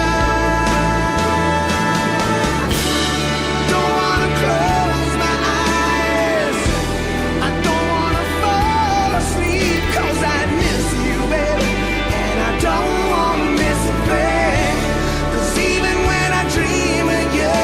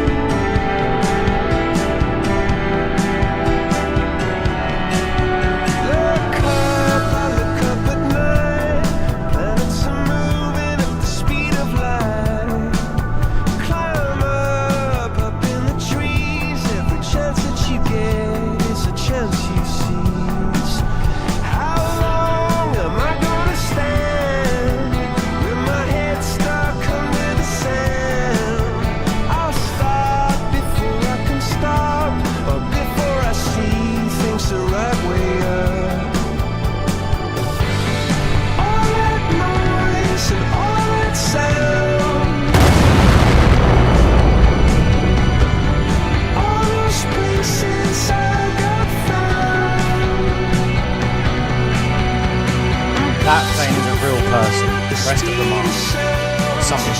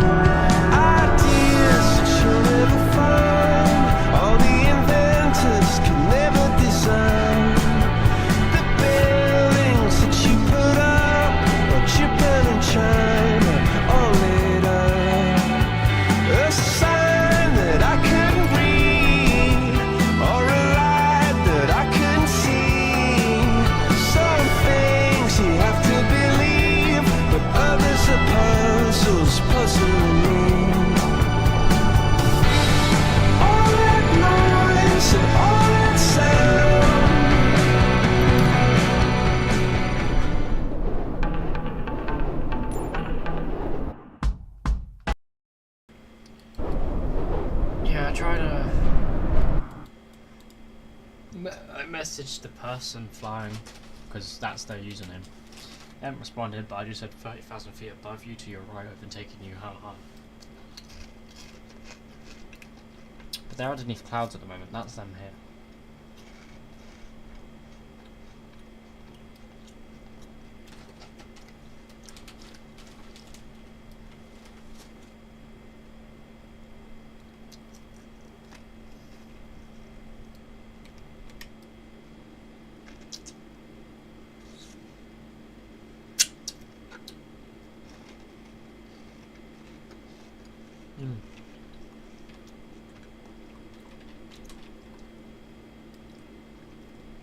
Actually, I can do this.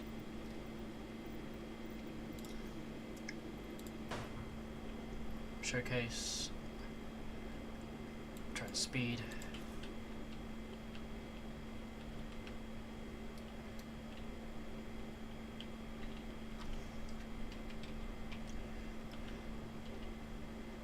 I can probably make it over here. No, I probably can't. No, I can do cool shots like this though.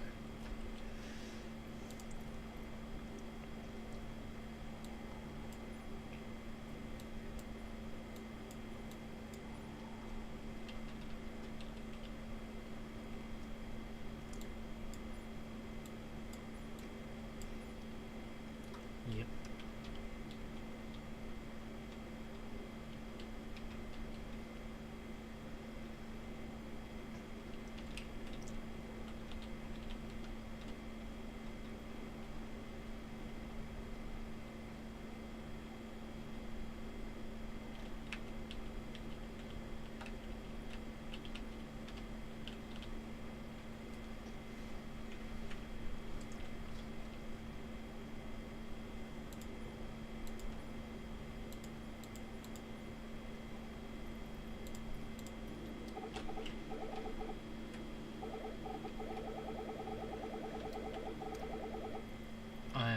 Turning off the sounds for that. I don't care.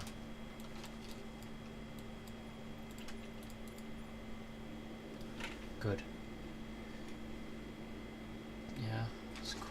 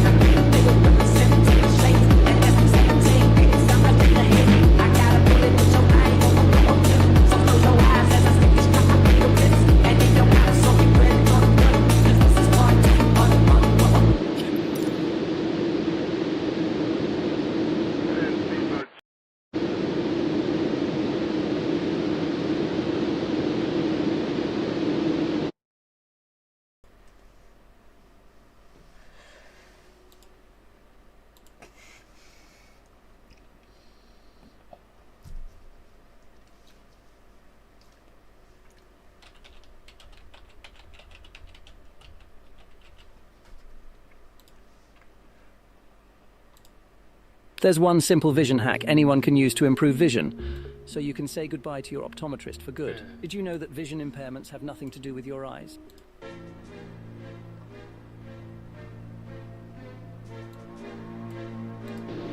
Documentary time.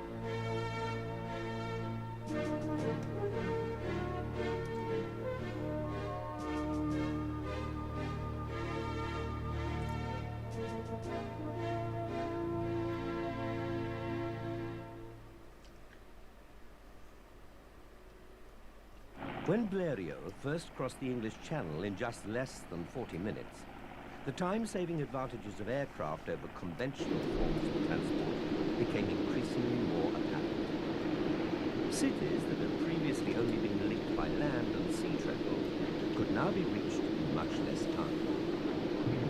Soon after the Blériot crossing, the first airliners went into business. Speed was the business, carrying passengers on bumpy rides at speeds in excess of 100 miles per hour to reach their destinations. But gradually, as the airline business expanded, so too the standard of travel and the passengers' comfort was improved. Navigation was primitive. The pilot sat outside the main cabin, following railway lines for direction.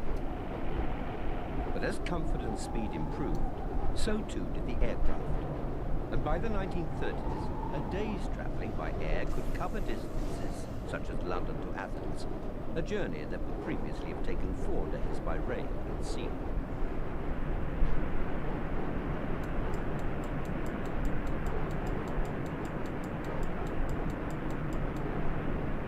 Piston-driven aircraft by the beginning of the 1950s were now capable of crossing the Atlantic in less than 18 hours.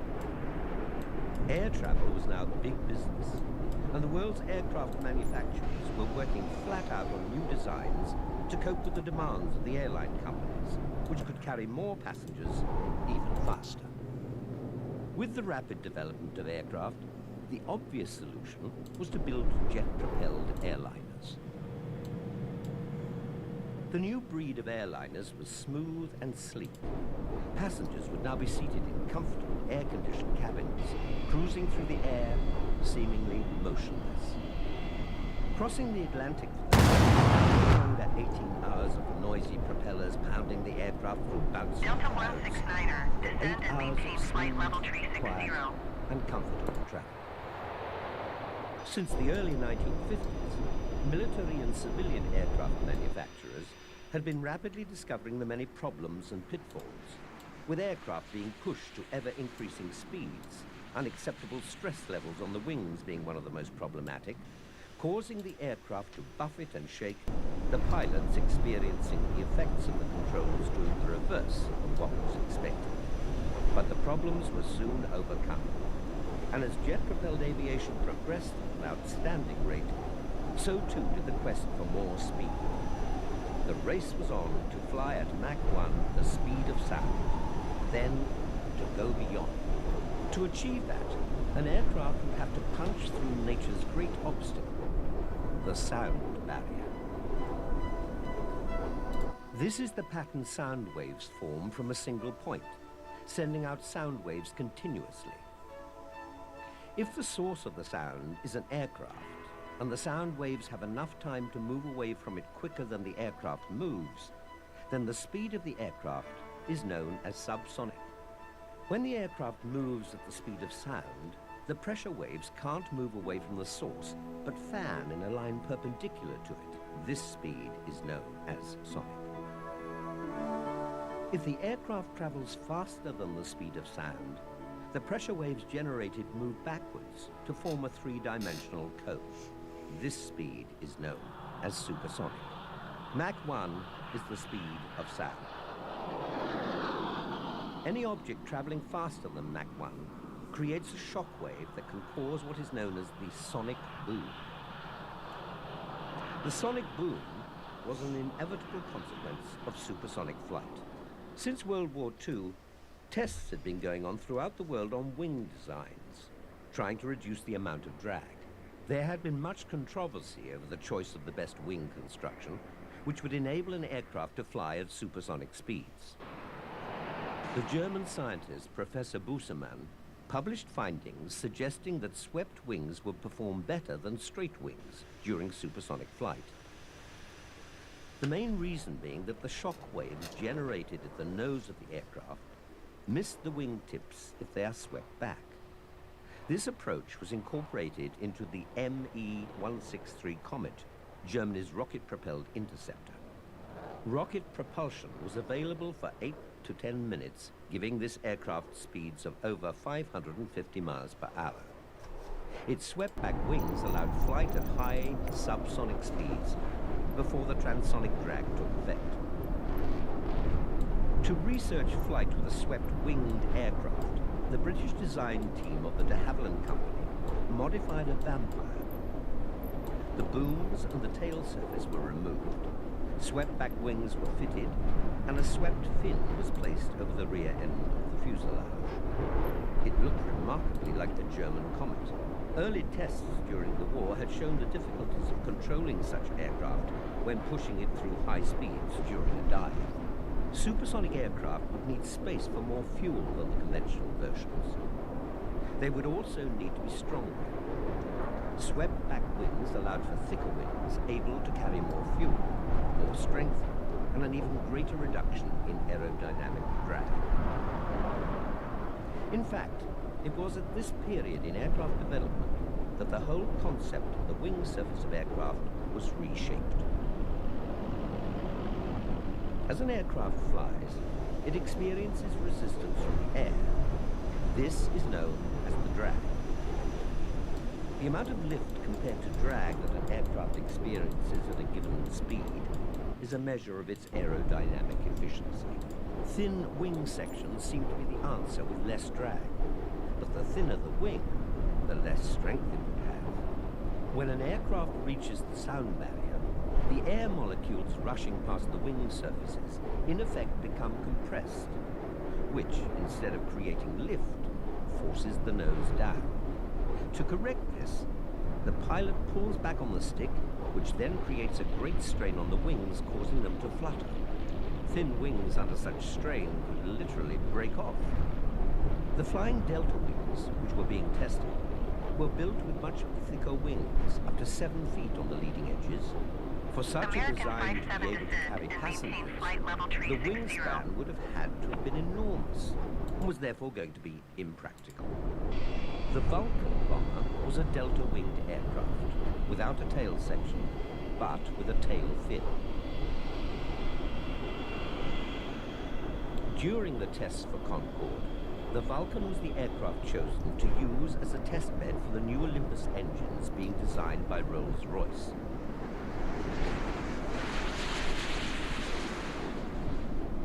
A design for a passenger jet, based on a variation of the Vulcan bomber, suggested that it might be possible to fly 15 passengers from London to New York in 3 hours.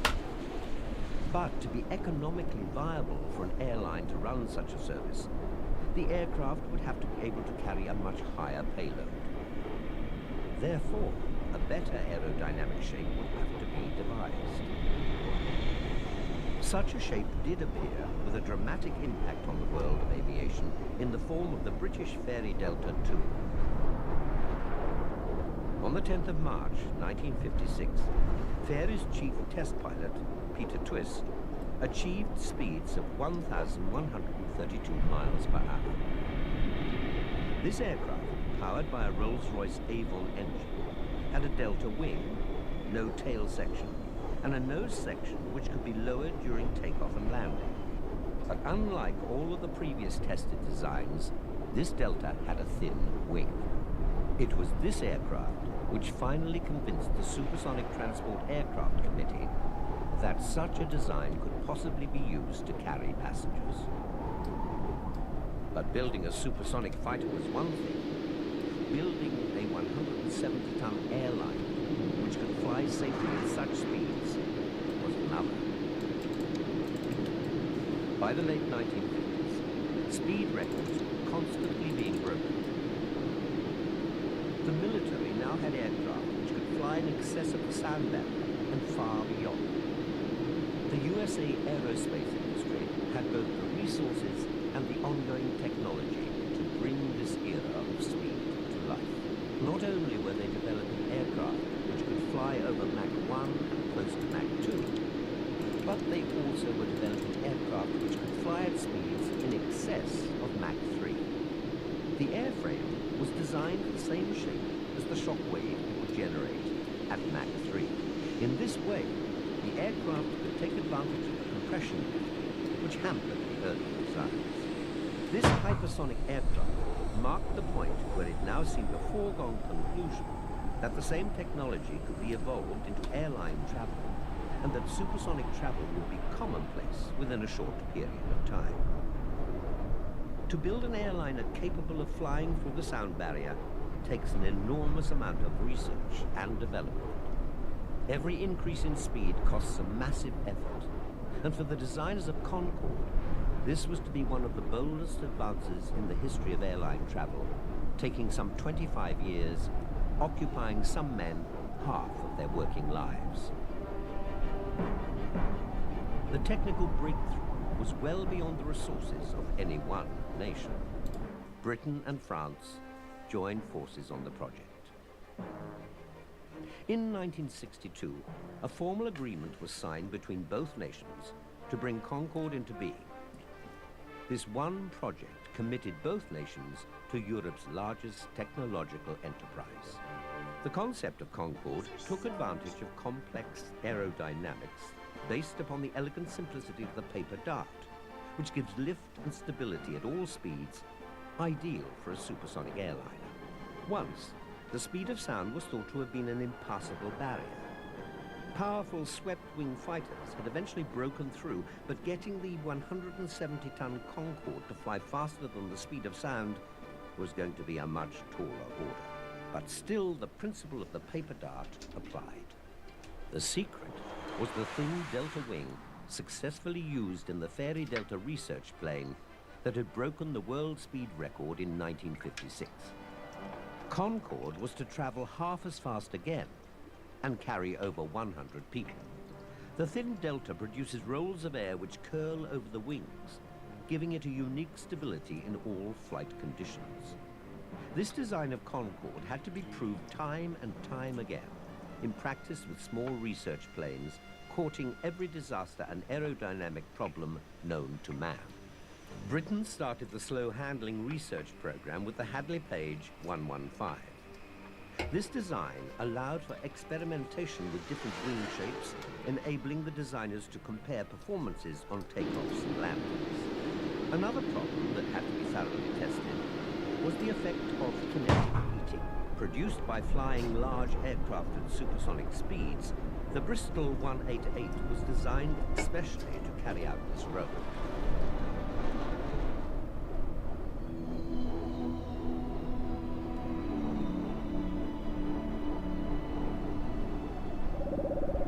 Like Concorde aerodynamics, Concorde materials have had years of testing.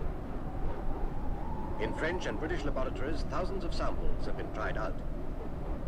Many different kinds of material, aluminium alloys, titanium alloys, stainless steels, were examined. At the Royal Aircraft Establishment, Farnborough, an electron microscope is used to probe into the very elements of complex metals.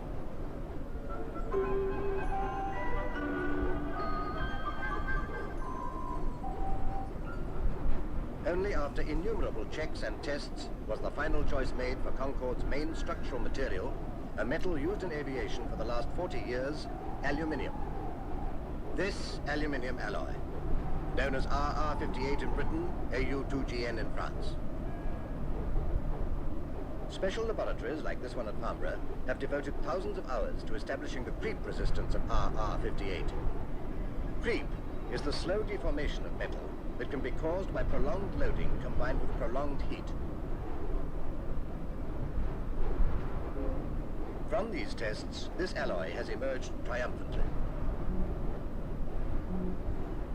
Kinetic heating imposes new demands on aircraft materials.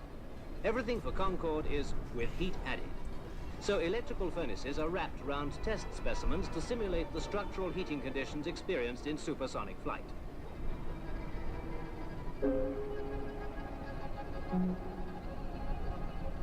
Stringent testing has demonstrated that in this new flight environment, RR-58 has excellent fatigue life characteristics.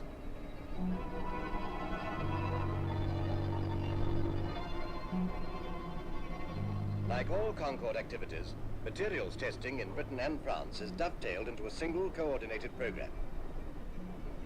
Investigations in this Farnborough laboratory form one strand in a complex pattern of research. This is the hydrodynamic tunnel operated by ONERA, the French National Aviation Research Authority. Coloured inks injected into the water stream I don't trace know. the airflow patterns over the Concorde wing at low speed. The power plants for Concorde were built by Rolls-Royce. New techniques in design had to be administered on these engines. Because the aircraft will fly at supersonic speed, it will become hotter than a normal turbojet. Therefore, many of the components are made from a heat-resistant nickel-based alloy. The engines, because of their enormous power, must be designed to be quieter, and new techniques were evolved in noise control. It was hoped that when Concorde entered service, it would be no noisier than conventional jetliners, a problem that was to rear its head in the not-too-distant future for Concorde. The panels used for supporting high loads in the wings and fuselage are milled out of solid blocks by computerized machinery. For the really hot spots in the nose and engine sections, titanium is used. Titanium is a tough, unyielding metal, which is best cut by laser beam.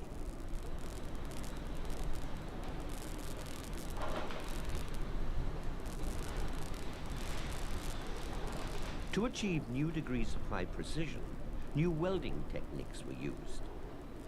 This involved the use of powerful electron beams. The retractable visor was designed to protect the pilots in the cockpit from the effects of heat at supersonic speeds, and was incorporated into a full-scale wooden mock-up.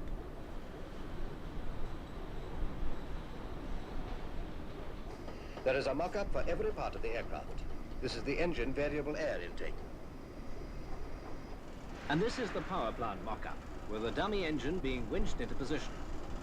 During development, this job will be done hundreds of times to check that relocating any accessory has not affected engine installation or interfered with its servicing and maintenance.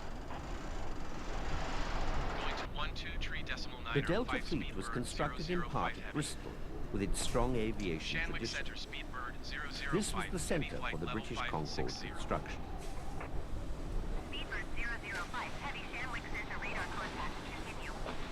To link the construction centres of Bristol and Toulouse in France, a guppy is used, an aircraft not unlike a flying whale, which ferried the parts across Europe between the two centres, making Concorde a truly international aircraft in every detail.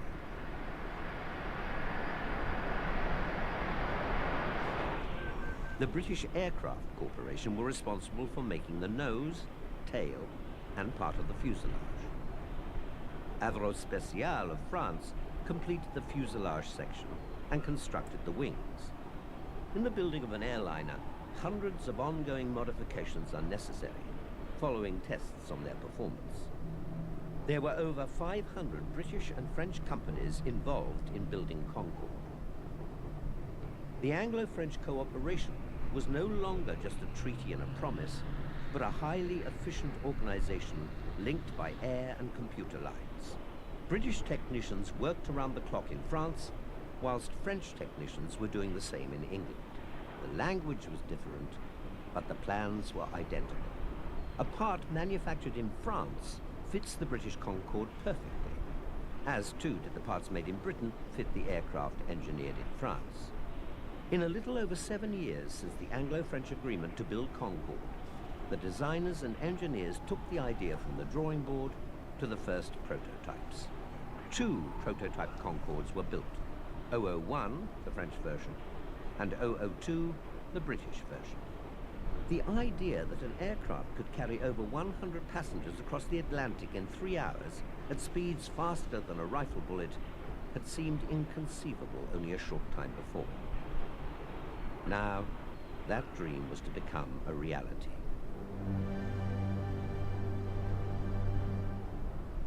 The supersonic transport is going to be built. The question is whether in the years ahead the people of the world will be flying in American supersonic transports or in the transports of other nations. And the question is whether the United States, after starting and stopping this program, after stretching it out, finally decides to go ahead. This has been a very difficult decision in terms of a very spirited debate within the administration and also within the Congress as to the proper priority for funds. I have made the decision that we should go ahead. I have made it first because I want the United States to continue to lead the world in air transport. And it is essential to build this plane if we are to maintain that leadership. I have made this decision also because, in another sense, this means that through this plane, we are going to be able to bring the world closer together in a true physical and time sense. This plane, which will fly at 1,700 miles an hour, will mean that in the year 1978, when it will fly commercially, the prototypes will fly in 1972, but in the year 1978, when it will fly commercially, that Tokyo will be as close to Washington, D.C., as far as hours are concerned, as London is today. And in another sense, that Argentina will be as close, the furthest tip of Latin America, to Washington, D.C., as London is today. This is a massive stride forward in the field of transport, and I think all of us want the United States to move forward in this area. A nation that had previously led the world in civil aviation, the United States, had been in deliberation over whether or not to commit the funds necessary to build a supersonic airliner. Not wanting to be outdone by the British and French, they too decided to embark on such a program, with Boeing. A design competition was held by the Federal Aviation Authority, and the Boeing swing wing concept was selected. The Boeing B-2707. Unfortunately, the project soon ran into difficulty, the overall concept proving over-ambitious and impractical. The aircraft was to be built from a titanium alloy, which was both heavy and expensive. It would carry 300 passengers at a speed of Mach 2.7 over a distance of 3,900 miles. At 318 feet long, it would have been the longest aircraft ever built. The swing wings would have enabled good takeoff and landing performances, but the hinges required for such wings proved far too heavy to be practical. The project was finally killed off by the environmentalist lobby, which rallied against the design with mounting pressure until the project was eventually halted in 1971. Russia shocked the world with a Tupolev 144. In looks, it was very similar to Concorde and was able to carry 121 passengers at Mach 2.3 over a distance of 4,000 miles, a performance which, on paper, was slightly superior to Concorde. The Tu-144, nicknamed Concordski, made her maiden flight on the 3rd of December 1968, 2 months ahead of Concorde.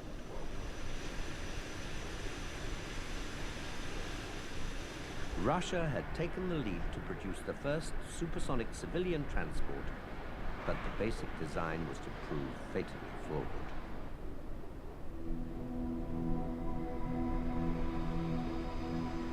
OO-1 was ready for its first flight.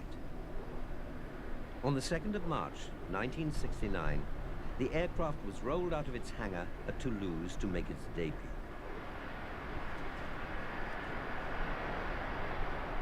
The world's press were gathered to see British test pilot Brian Trubshaw take the French Concorde to the air for the very first time, marking the start of a new chapter in the annals of airline history. This was the beginning of a new era, the age of supersonic travel, which would bring countries closer together than ever before. Just over 1 month later, on April the 9th, Brian Trubshaw flew the British Concorde 002 on its maiden voyage from Filton to Fairford. It went very well. It was a great experience for me, my first trip in the Concorde, and Andrei Turkov was kind enough to let me do the whole flight. He, of course, was in command, but nevertheless, it was a very useful experience, and difficult for me really to say how valuable it will be in terms of knowing now more about a Concorde when I come to take 002 from Filton to Fairford.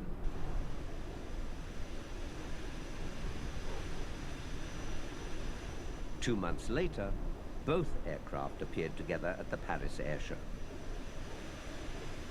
Concorde test pilots, like John Cochrane, owe much to the supersonic test pilots who flew before them. Concorde test aircraft 002 was never to see airline service, but it was used to fly to its absolute limits in all kinds of weather. 002 was to become the most tested civil aircraft ever. Every day, the Concorde was rolled out to take to the air from its British or French base. 002 was prepared for takeoff. Radar tracking stations and standby airfields had been alerted.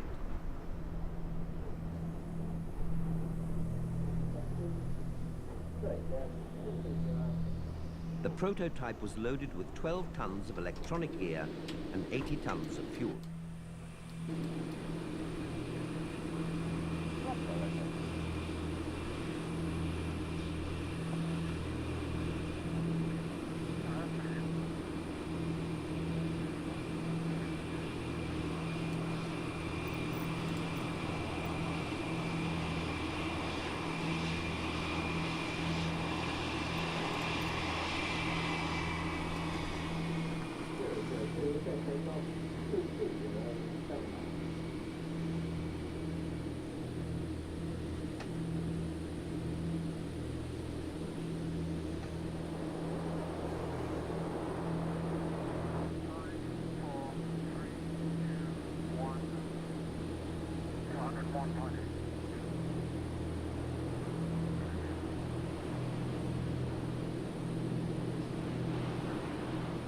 O02 climbs on full power into her natural element. The prototype engines belch out smoke, but the production engines were to be much cleaner and quieter. With heat and nose shield raised, Concorde takes on the profile of a rifle bullet to fly beyond the speed of sound. As Cochrane takes the aircraft through the sound barrier, the shock waves of supersonic flight are dispersed high over the sea. At 30,000 feet, Cochrane cuts an engine. Automatic systems take over, and 002 continues to climb. As the aircraft reaches 1,400 miles per hour, it's flying itself.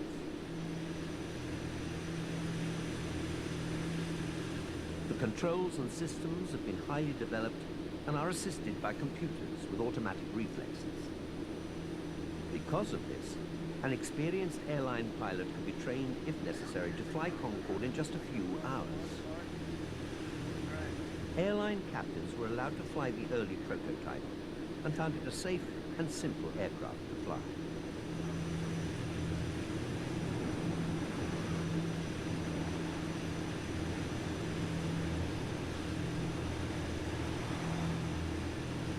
At 40,000 feet, the outside air temperature is well below zero, but Concorde's skin is hot enough to fry an egg. This is the heat barrier. At these speeds, the plane is heated by the friction of the rushing air. Leading edges reach temperatures in excess of 100 degrees centigrade, but the new alloys have conquered this problem, and they stand up well to the extreme heat. Concorde cruises twice as high as Mount Everest. The onboard radar maps a flight path up to 300 miles ahead. At these heights, Concorde comes into its own. Concorde is the first airliner to spend most of its flying hours on the edge of the stratosphere. On these tests, it carried sophisticated laboratory equipment for research into the upper atmosphere.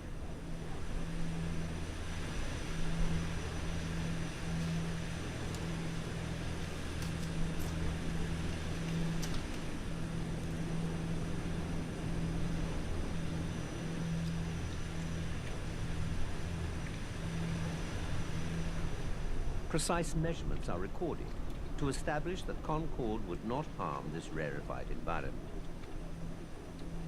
Each trip produced a mass of detailed information which was then processed and stored at the flight test centers as a complete record of the aircraft's development.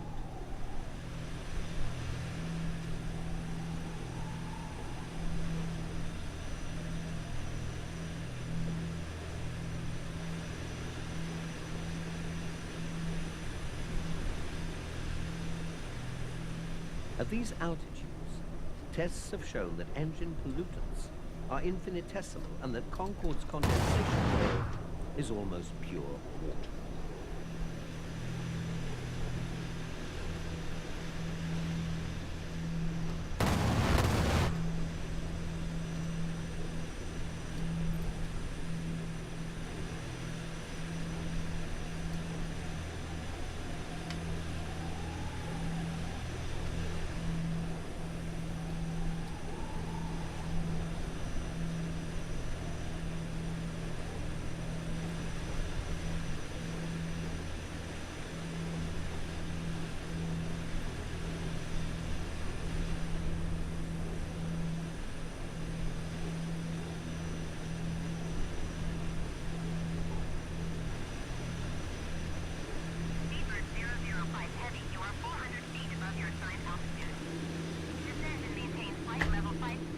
The flight crew were just the first rank of a huge Descend army and of maintain designers flight level and technicians. 560 Speedbird They were the elite 005 of Heavy. the French and British labour force working on the project.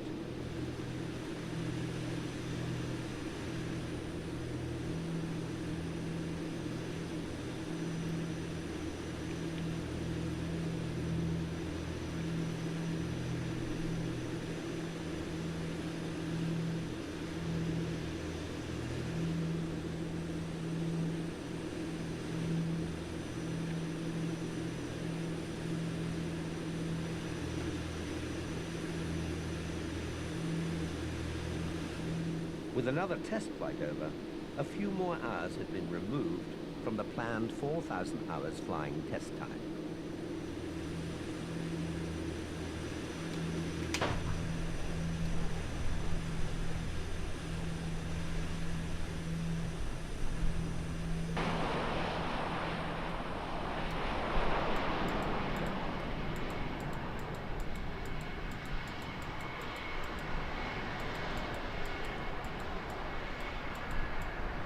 Ground crew close in to examine every point of 002.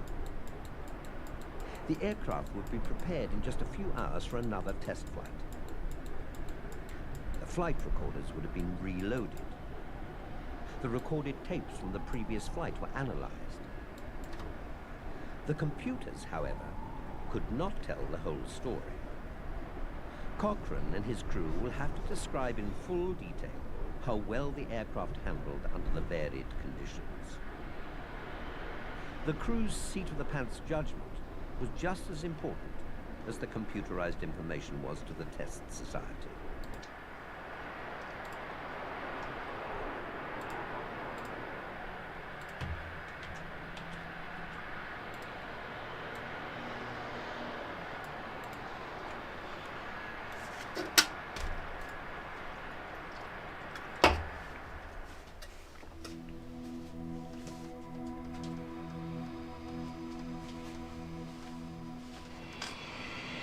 Toulouse, France. The first production Concorde was officially unveiled.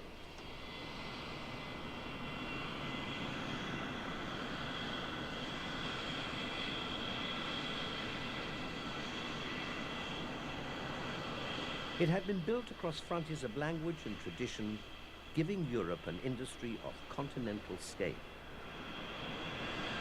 Concorde was scheduled to go into regular service in 1975. BOAC were the first to order. They signed an agreement to buy the first 5 Concordes, which they will use to fly an express service worldwide. Air France soon followed suit. China also placed orders for the supersonic bird. The fast line is Concorde. The slow one is one of today's jets. From New York to Rio de Janeiro, cut from 10 hours to 6 1/4. Los Angeles to Tokyo shows an even more dramatic saving. More of the route is over ocean, so more can be flown supersonic, cutting today's 13 hours to 6 hours and 15 minutes. Take 2 spots on opposite sides of the globe. Sydney, Australia, and Paris, France are nearly as far apart as you can get. In a modern subsonic, the journey should take 28 hours and 40 minutes, and those last 40 minutes must seem like forever. In Concorde, the journey will be slashed to 15 hours. Suddenly, no 2 places will be more than 15 hours apart. In the summer of 1972, Concorde flew across the world. Athens. When the legendary Icarus flew too near to the sun, it melted the wax which fixed the feathers to his arms, and he fell to his death. The heat remains, but it didn't bother Concorde when it arrived on the first leg of the demonstration tour.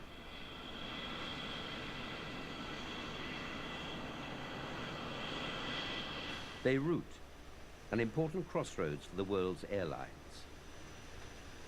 The Concorde builders were looking for orders. Building this aircraft had taken enormous resources from both governments and industry. The sales tour took the aircraft to Iran. A supersonic airliner based in Tehran can dramatically shorten the historic routes between Europe and Asia. On this tour, Iran gave preliminary orders for 2 aircraft.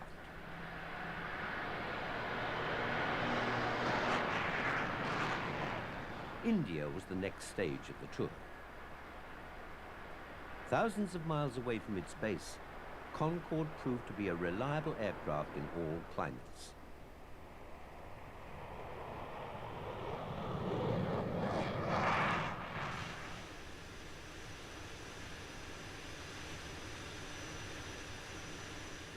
In the Far East, on the other side of the world, life travels at a traditional pace. Fast turnaround is essential if a supersonic airliner is to reach peak efficiency in airline service. Checks were completed in less than 45 minutes. Concorde had been specifically designed for use at airports anywhere around the world. On this demonstration tour, Concorde slipped into the regular flight pattern of the airport with the minimum of difficulty. From Europe to Singapore would take just 12 hours by Supersonic Express.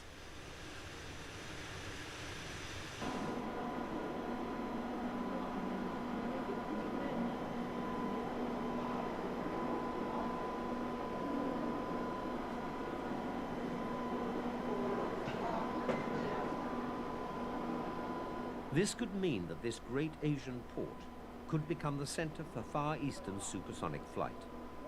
This idea interested the Prime Minister of Singapore, Lee Kuan Yew.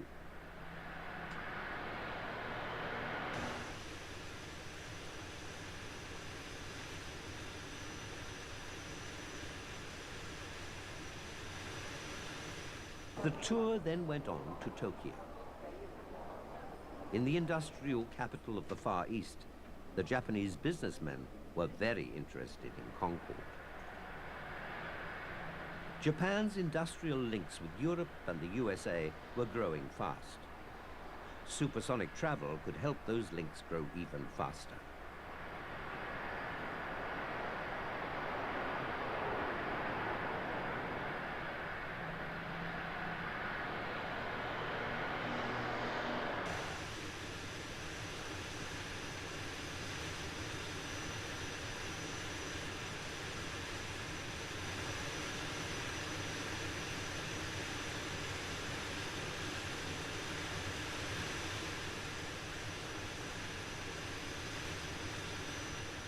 The final stage of the tour took Concorde to Sydney. 13,000 miles from its base. To reach Sydney by Concorde from London would take half a day. For the first time in airline history, circumnavigating the Earth in 24 hours had become a reality.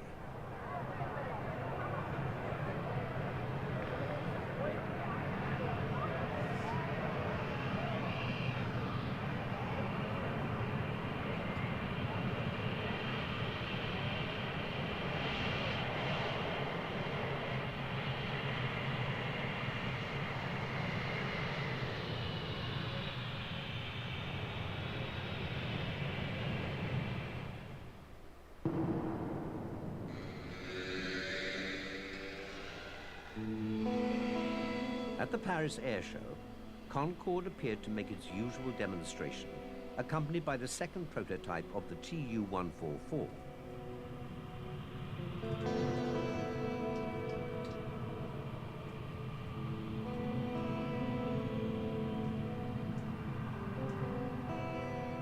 This new design exhibited many radical changes.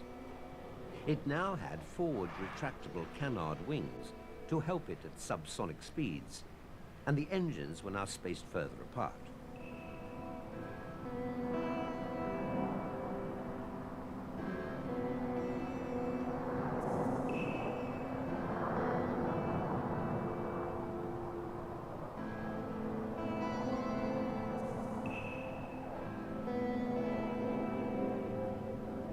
This was to be a tragic day for the Soviet team.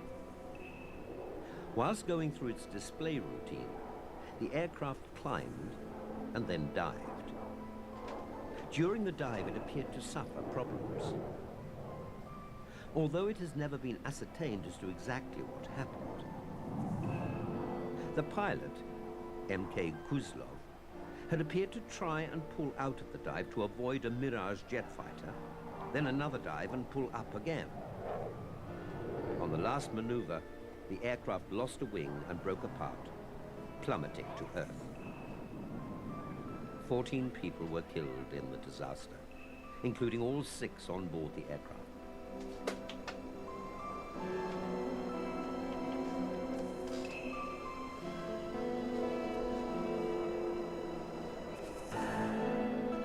The debris and carnage spread for miles around the northern Paris suburb of Goussainville.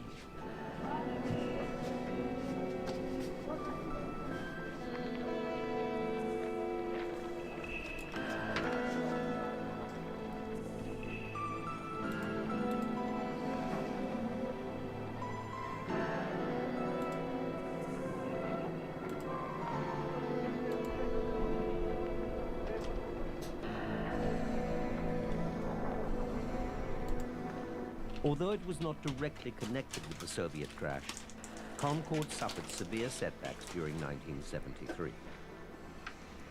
Daunted by the high running costs and the lack of profitability in carrying 100 passengers, when a jumbo carried over 400, many of the world's airlines dragged their heels and cancelled preliminary We're nearly orders. there.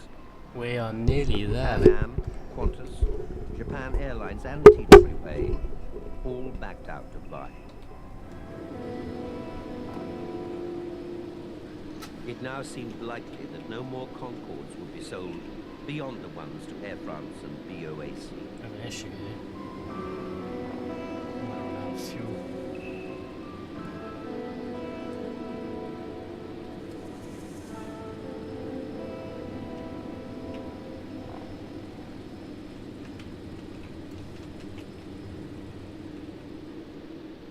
In December 1975, the Tu-144 entered service between Moscow and Almaty as a mail and freight transport plane. There were unconfirmed reports of another accident, but the exact details were cloaked in secrecy. By 1985, the Tupolev 144 was out of service.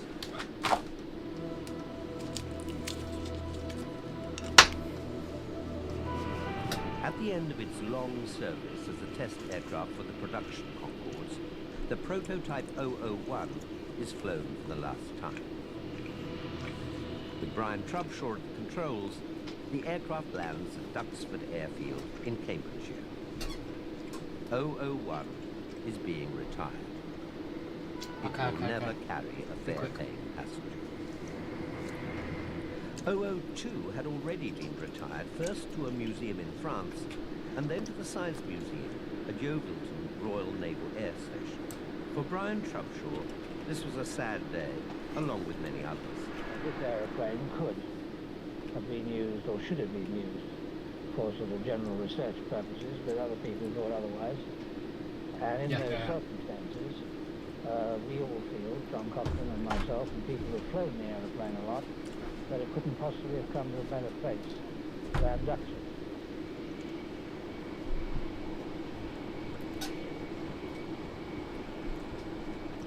In 1976, Concorde made another milestone when it entered into airline service for the very first time.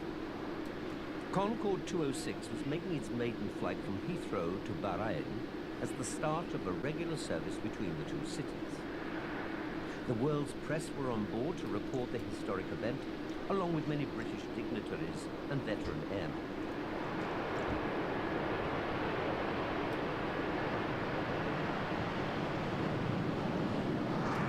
Countdown over, the brakes are released, we start to roll. Thousands who have come to watch flash by, and we have liftoff.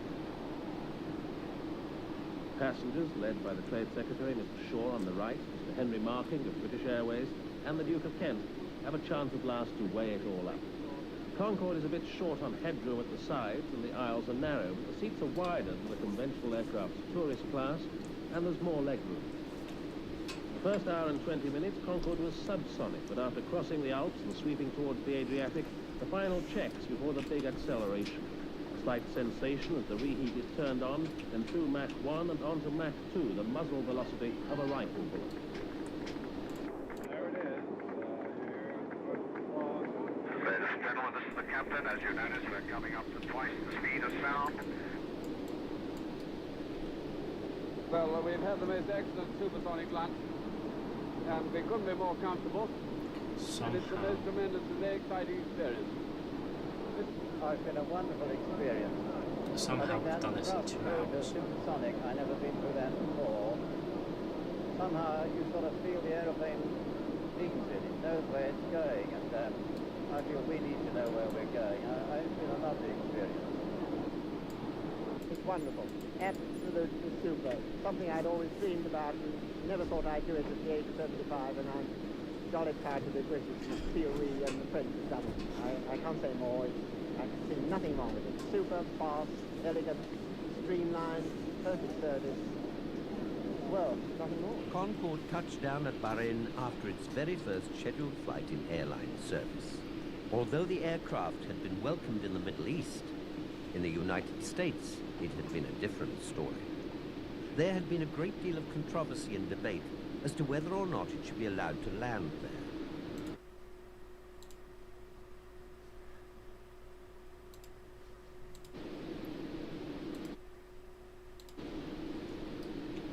I had to turn that off.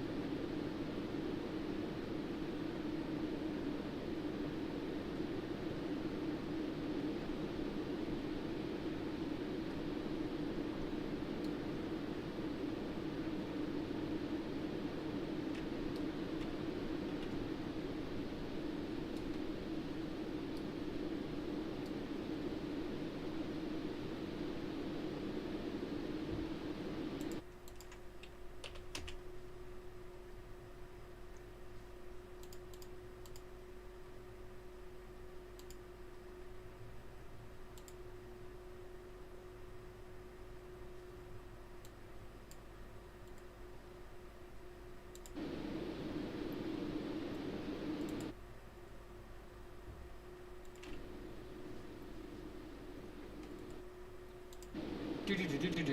Hello,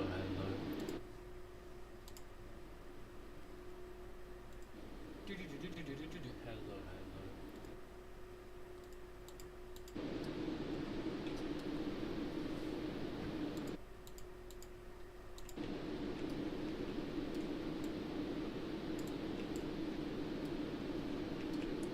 Getting ready for deceleration. That might already have kind of decelerated. Let's get back up to it.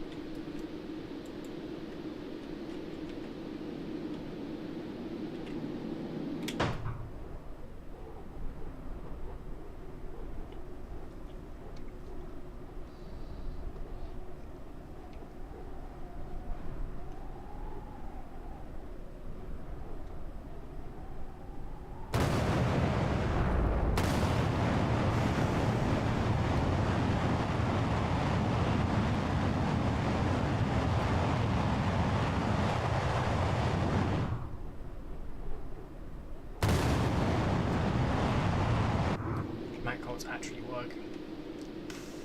First time ever.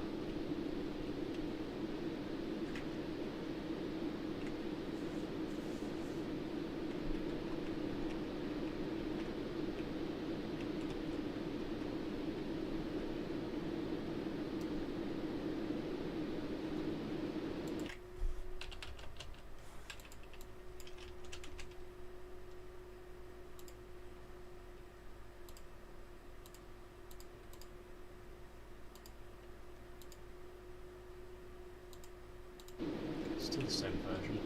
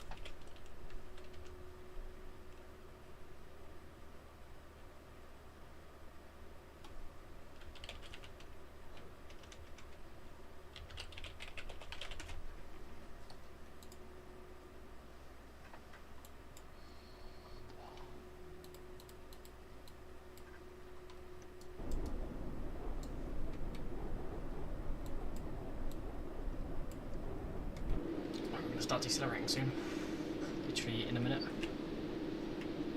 Get passenger seatbelt signs on.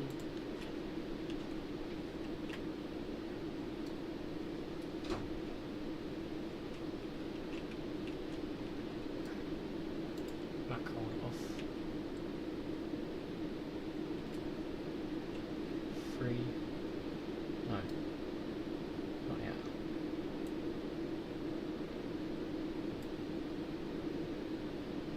Wait, how many miles? When it says 20 we'll do it.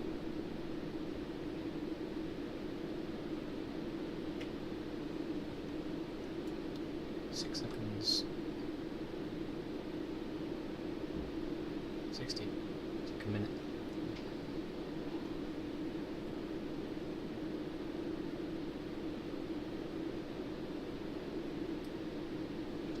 We're gonna be light landing. I don't know if we have enough fuel to put back into the forward tanks. We might be out of the limit. Okay, 20 miles and reducing the fuel time.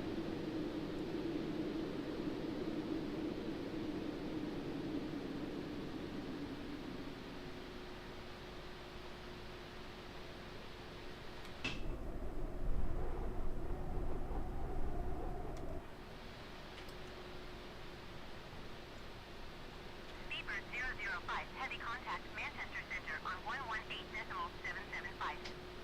Good day. 118.775 Speedbird 005 Heavy.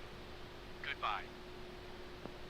Manchester Center Speedbird 005 Heavy Flight Level 560. Speedbird 005 Heavy Manchester Center radar contact. Continue.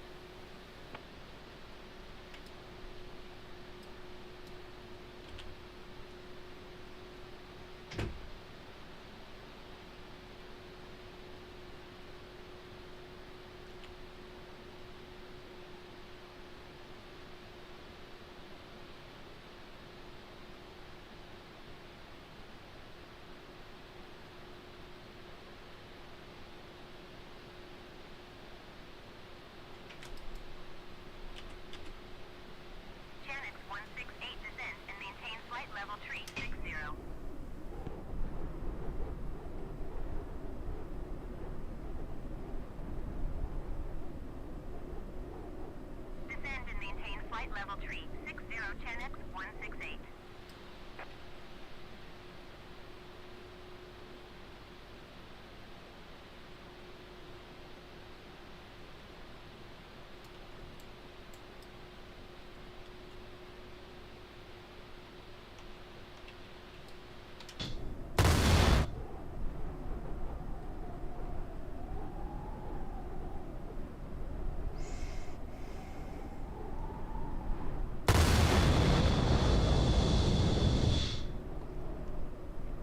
That aircraft looks like he's intercepting me.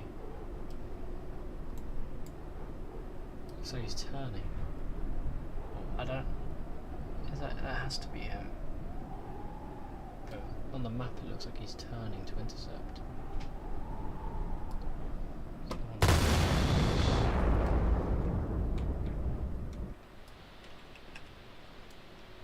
Air France 10 climb and maintain flight level tree 80.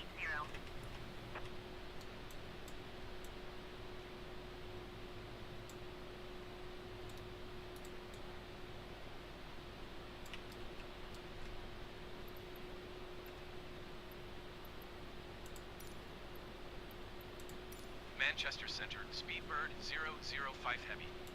Request flight level 460. Speedbird 005 Heavy descend and maintain flight level 470. Expect flight level 460. Descend and maintain flight level 470. Expect flight level 460. Speedbird 005 Heavy.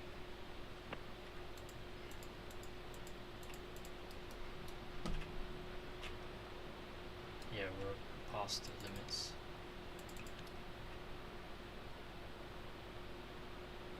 Air France 10 climb and maintain flight level tree 80.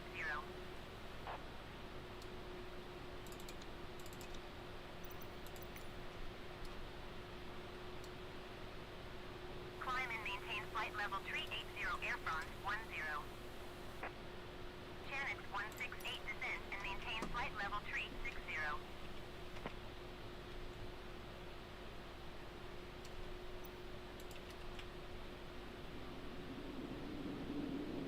Climb and maintain flight level tree 60 10x 168.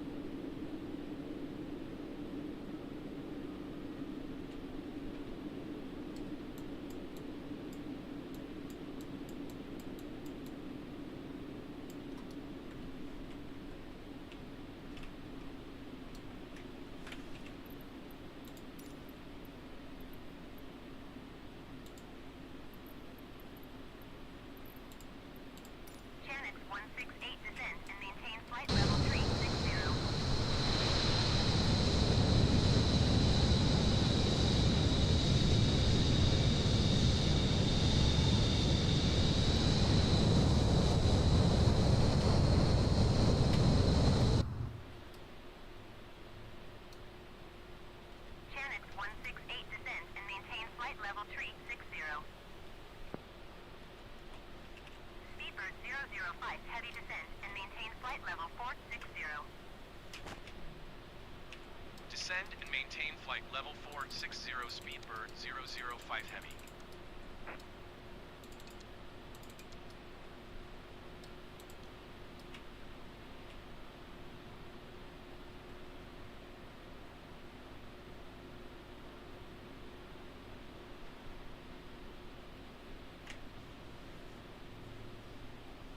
Oh, another Concorde.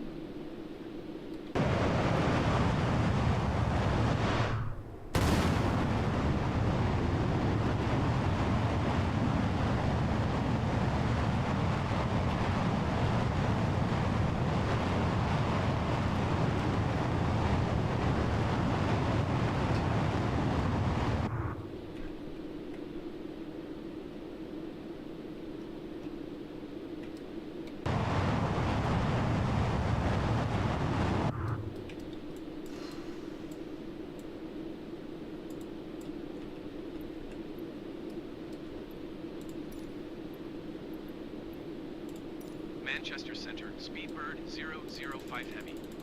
Request flight level tree 60. Speedbird 005 Heavy descend and maintain flight level tree 90. Expect flight level tree 60. Descend and maintain flight level tree 90. Expect flight level tree 60, Speedbird 005 Heavy.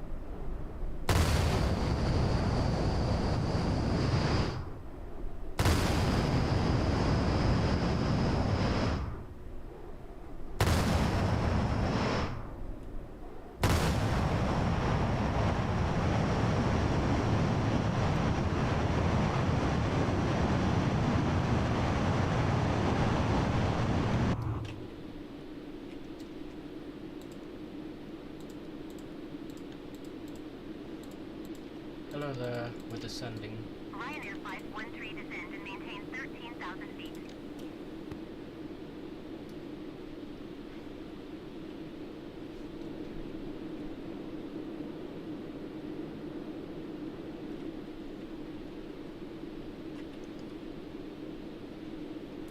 Yeah, we're still about 100 miles out. But that's gotta go quickly.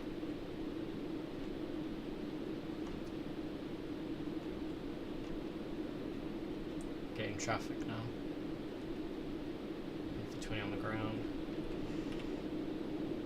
F-35 and two idiots who don't know how to fly a Concorde. One in a Typhoon, one in a Concorde. Descend and maintain 13,000 feet.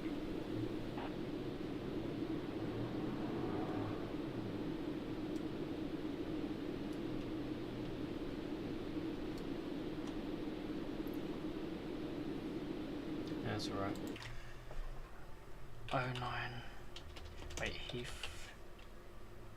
Right now, I can just look on the map, can't I? I need the 80s frequency. I need not the 80s frequencies. I need the Ryanair 513 descend and maintain 12,000 feet.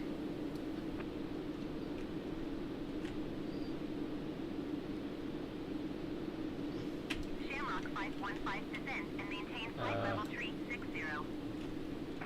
Yeah, I'm feeling better.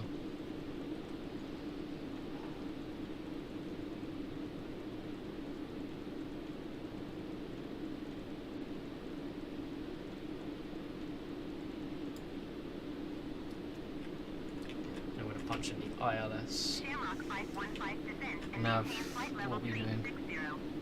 110.3.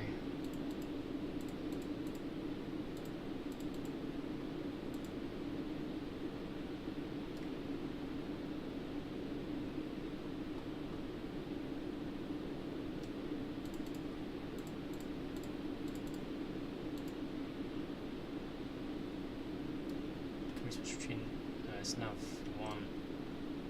Ryanair 513 descend and maintain 2,600 feet. Good, you don't look out anymore. Yeah, concentrate. Low on fuel, very low on fuel. Descend and maintain 2,600 feet. Ryanair We haven't got room for a 513. go around. Well, we probably do, but best to be safe. What airport is that? Oh, it's Filton. Is that Filton?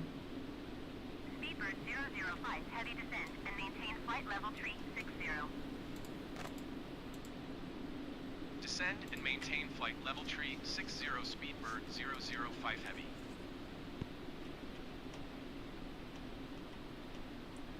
Shamrock 515 descend and maintain flight level 360. Manchester Center Speedbird 005 heavy. Yeah, we'll make it. Request flight We've got level altitude, so if we run out, we can just glide it. Speedbird Emergency 005 landing. heavy descend and maintain flight level 360. Expect flight level 260. Descend and maintain flight level tree 60. Expect flight level 260 Speedbird 005 heavy.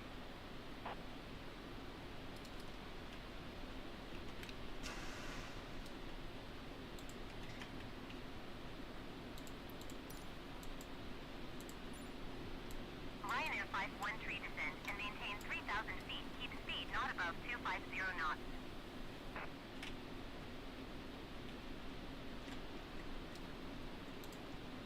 Right, turn your throttle off. Idle power. Descend and maintain 3,000 feet. Keep speed not above 250 knots. Ryanair Decrease the 513. vertical speed to Shamrock 3,000. 515 descend and maintain flight level 360.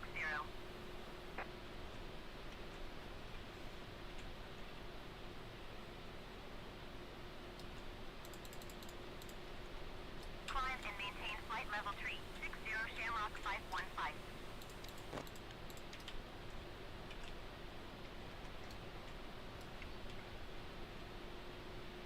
Speedbird 005 heavy descend and maintain flight level 310. Descend and maintain flight level tree 10 Speedbird 005 heavy.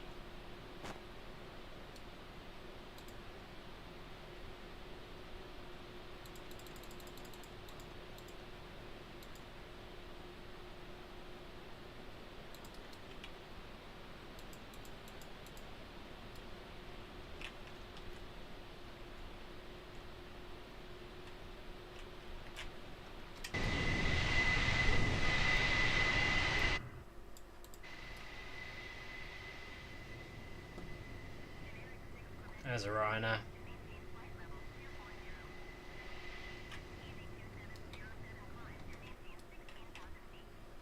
Can you see him from here? No.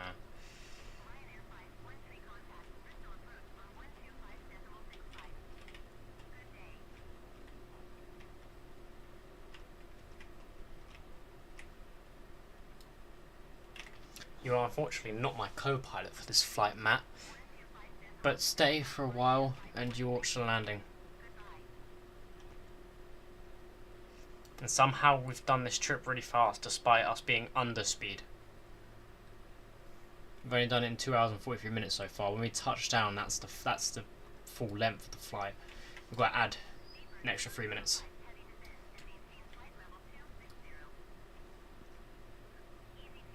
Crap.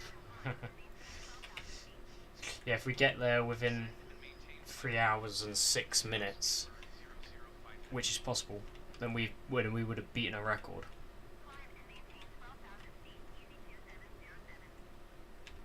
Who's your co-pilot? No one. Well, fighter guy, but it's not real. It's just a placeholder. I have the AI doing my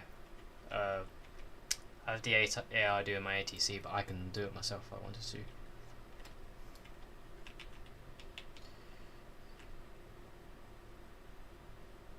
We're descending. We are descending. Matt, I don't know if you've met. This is my girlfriend.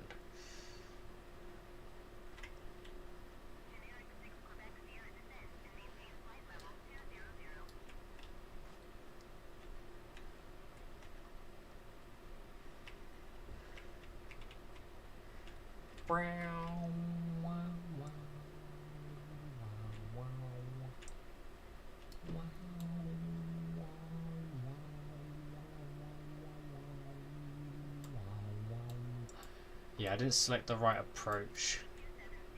I can do this direct Echo Golf Lima Lima.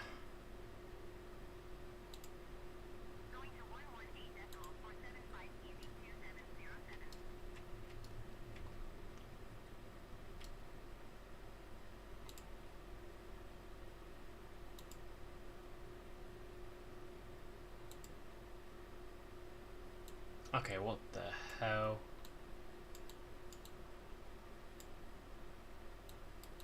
It's trying to take me all the way back. There we go, that's much more like it.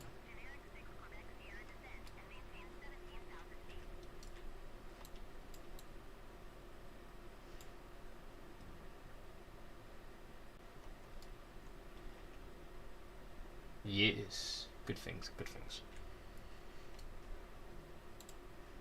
Approach, low, auto.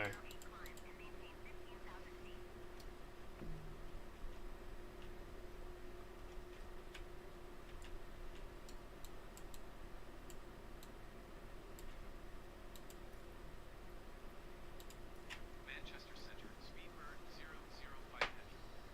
Request 16,000 feet. Speedbird 005 heavy descent and maintain 16,000 feet. Easy 208. Descend and maintain 16,000 feet. Speedbird 005 heavy.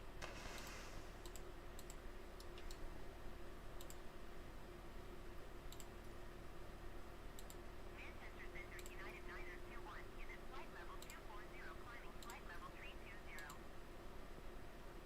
Easy 2707, climb and maintain 14,000 feet. United 921, Manchester Center, radar contact. Continue to Bravo Alpha Foxtrot. Climb and maintain 14,000 feet. Easy 2707.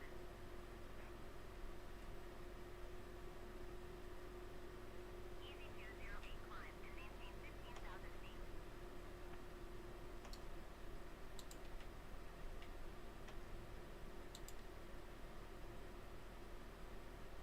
Climb and maintain 15,000 feet. Easy 208. Speedbird 005, heavy contact London Center on 118.475. Good day. You're not. Why would you? Shamrock 515 descent and Why if I changed? Why is my co-pilot changed to female? London Center, Speedbird 005 heavy is at flight level 235, descending 16,000 feet.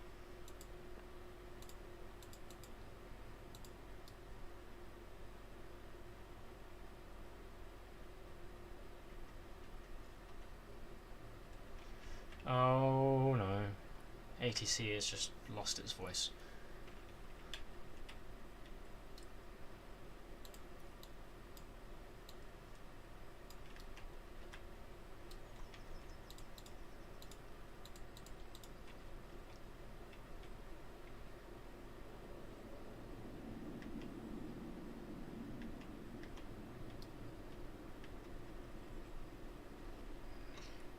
That's Matt. What is EIN?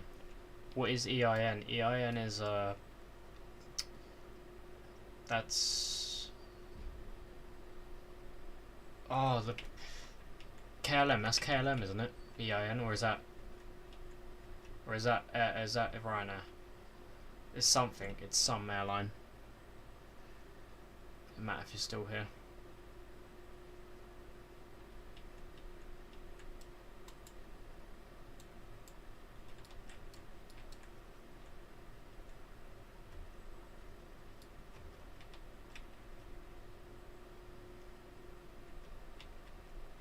Welcome home. We've got some thick clouds coming in. It's somewhat similar.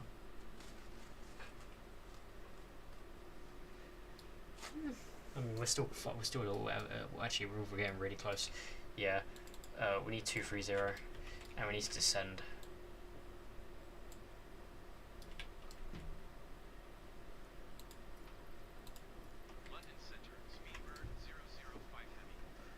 Yeah, I don't know what it is either. Because I've got real life traffic on as well. So not only is it multiplayer, it's got real traffic. Not all of it, but I think ATC just died.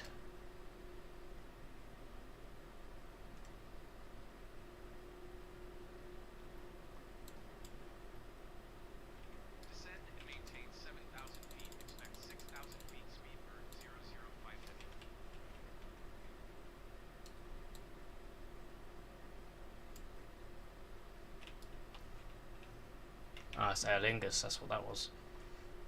Past us. What other actual aircraft are in here? It all depends on how many multiplayer people there are, in which case there's a lot because it's Heathrow. Oh, I'm getting a sunset. Just as I planned it.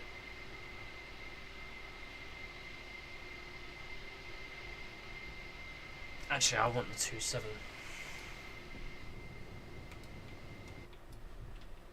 Right, we're going into clouds. I'm switching on my landing lights.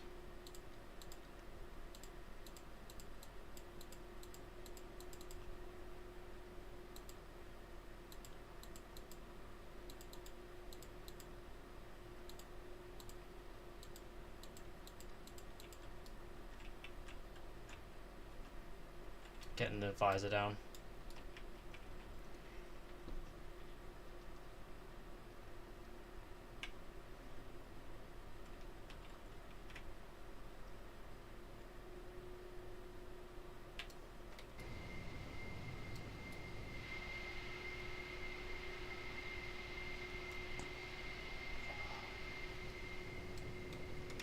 Nose to 5.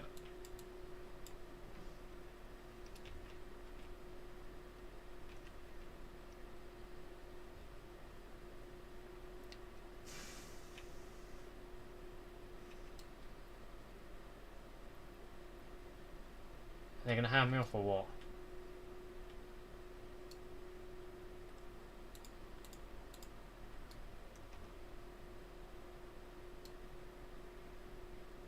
We're gonna need to thingy bob.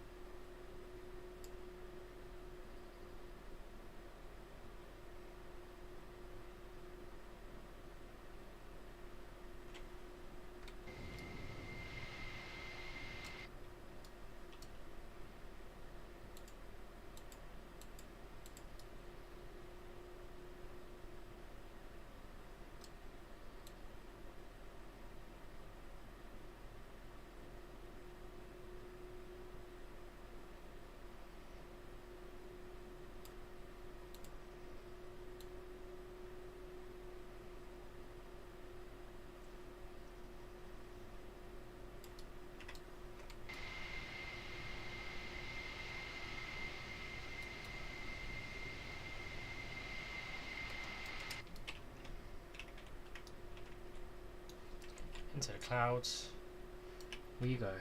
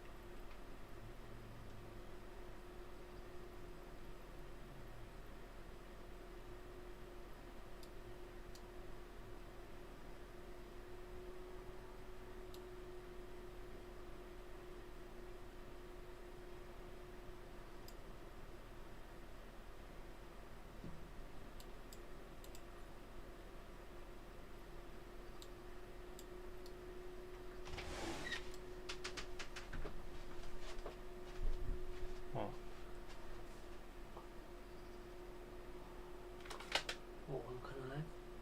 127.5 speed bird 005 heavy.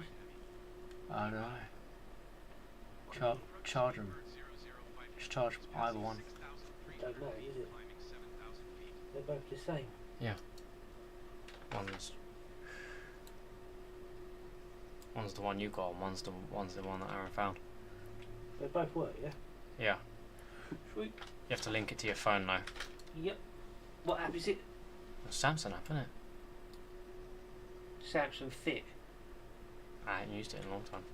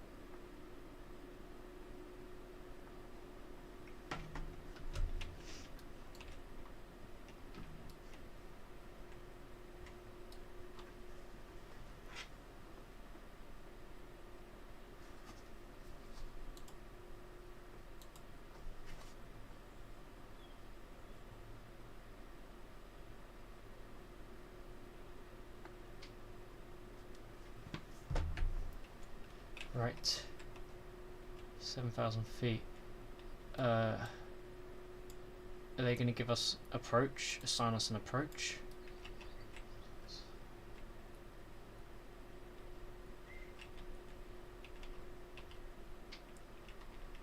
I don't know.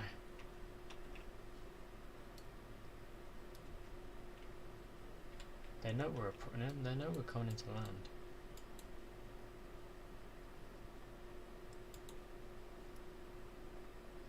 Who was what? That was my dad. If you're talking about the person who came in. Yeah, this is not good. They really need... Oh, are they departing? Oh. I need to make right traffic. Direct to Ockham. Direct...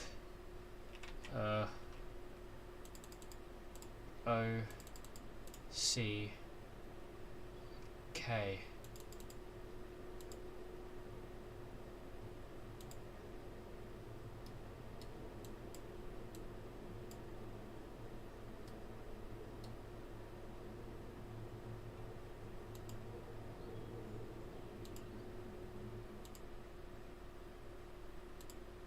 1153.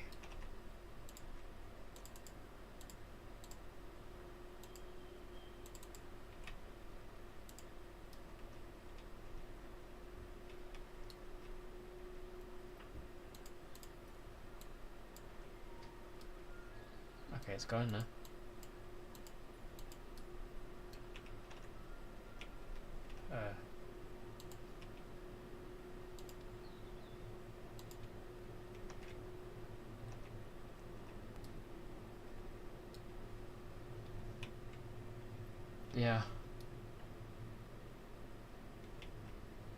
They need to give me my clearance. I'll be entering Heathrow airspace in a minute. They haven't signed me an approach or anything. I'm going to request now for clearance for instrument flight plan.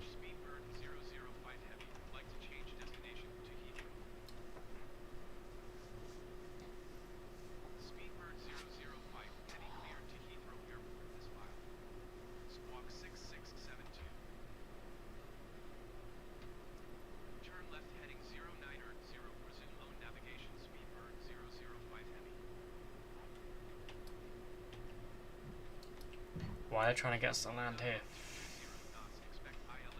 Okay, for the chant.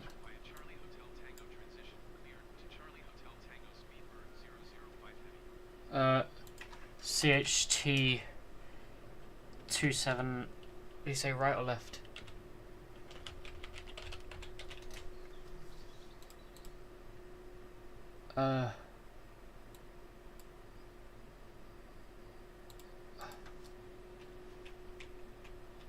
Not above 220. You know, that's a quiet 210. 27.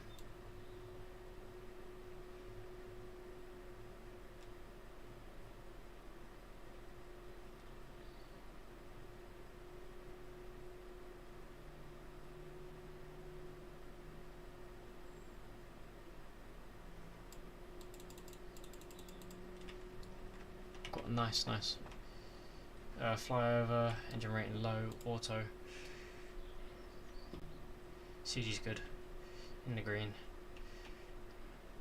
Gonna get the nose down to 11.5.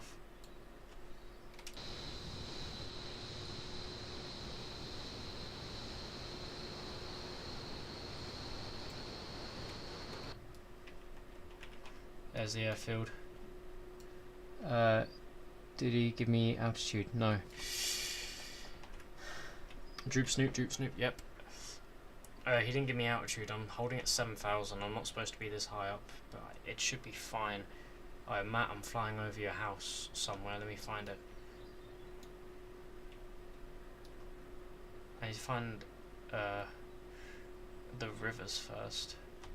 Dwellycart Island. You have Weybridge, Brooklands. Matt, you see in the centre of the screen, that's where you live. That's Addleston. That there, that's Addleston. I think.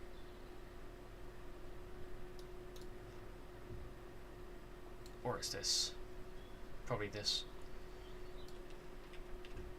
Okay, I know this approach, I can do it. Yes, it's working out perfectly. I'm getting the gear down. Right, what's that heading? We need to add. Yeah, that's sort of big Tesco. 1, 2, 1, 2. East 6, 9, 12, 6. We need to go to 6. This Tesco is a bomb.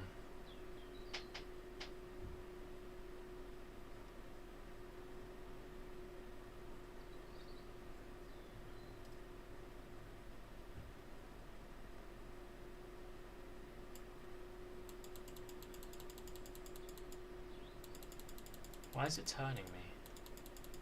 I'm not on INS. Well, I am, but it shouldn't be.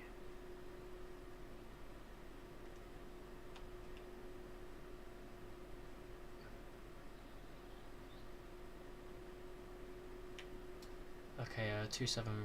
Did you say 27 right? 110.3.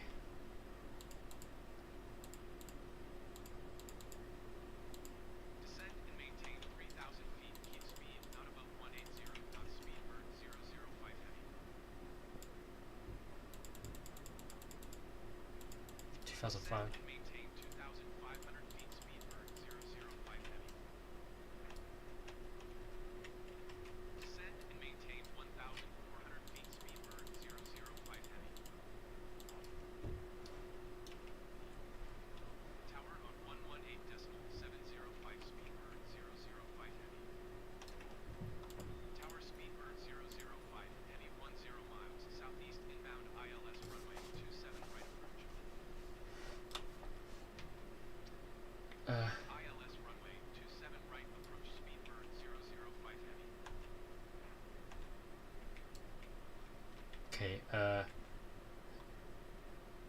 radio, track heading.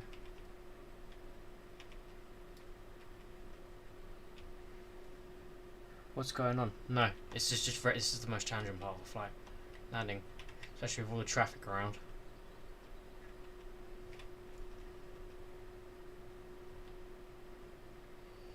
What's this 1,400?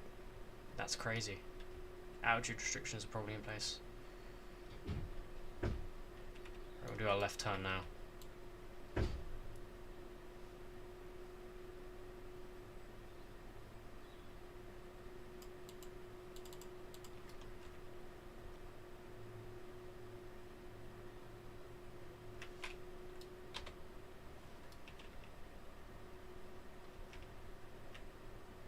Oh, look at that sunset. Oh, what the hell? A320. Yeah, but that's an actual player, I think, so it's fine. Is he trying to join up with me?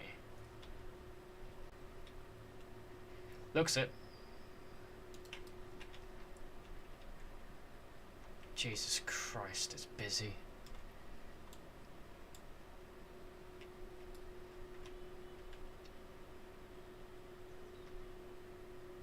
Is he sure he wants us down to 1,000? Yeah, because he wants us to avoid the traffic above. They're doing some weird arrivals today. I'm going to hold this altitude to establish on the glide slope. I'm going to hold 2,000.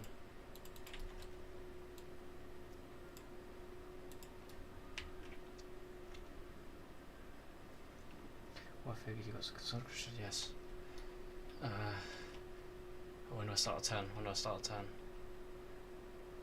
Go for 27 right, yeah. Start it now, start it now, start it now.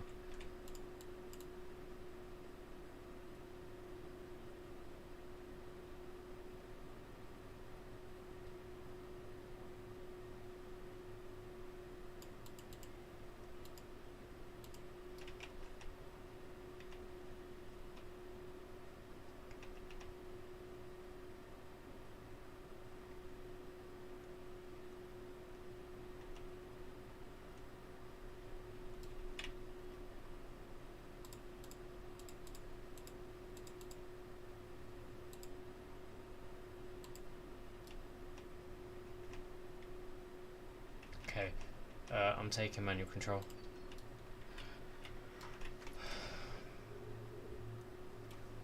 Someone clearly doesn't know how to fly a Concorde.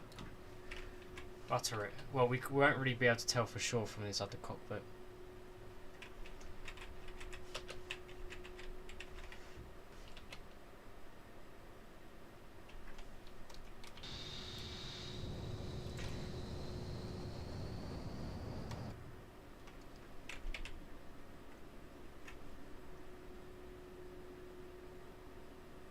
Okay, we're good on the approach.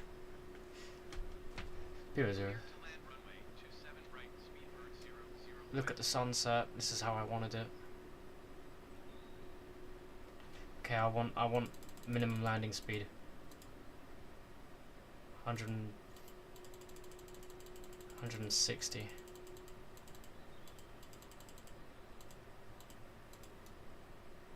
And we're very underweight. Very good weight for landing. So look, we're not even dropping speed, and I'm at doing 1,250 feet per minute downwards. And I'm going to do some turns to get us to bleed speed. Check attitude, that's fine. Concorde was designed to be able to do this sort of stuff. Captain Mike Bannister barrel rolled a Concorde once, and that was a production airframe. Mum says she's waving to you. Tell her I saw her.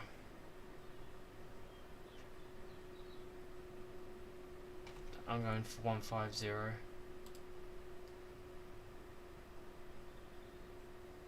My throttle.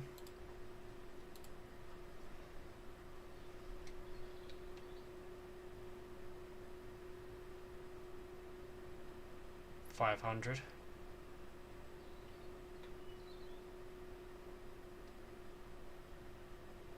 Floating.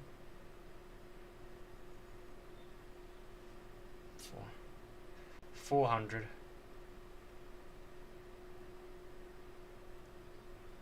300. Too low. 200.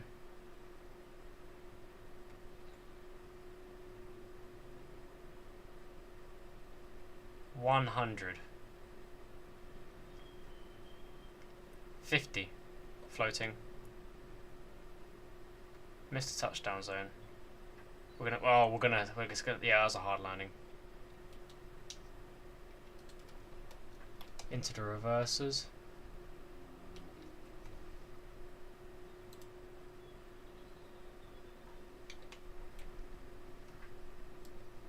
Yeah, it was quite a hard landing. They told me to go around.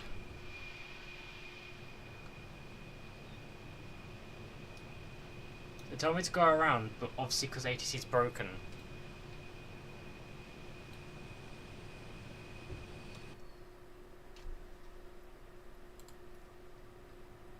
Go back to clearance, tune. Ground Speedbird 005, heavy request taxi to parking. Taxiing to general aviation parking using taxiway Alpha 7 Lima 1 Tree Alpha Lima 11 Bravo Foxtrot Golf Speedbird 005 heavy.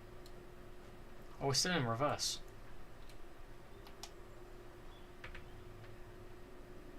No, we fly.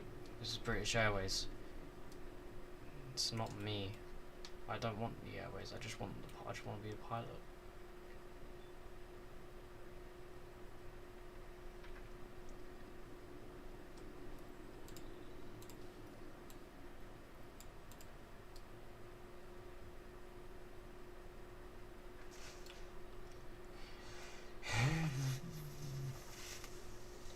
We're back in London.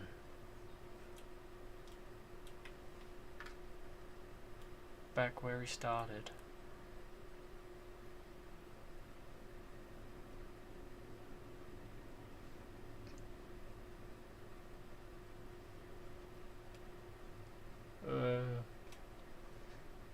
Southwest Airlines Star Taxi. Yeah, I'm trying to read chat and taxi at the same time. It's not fun.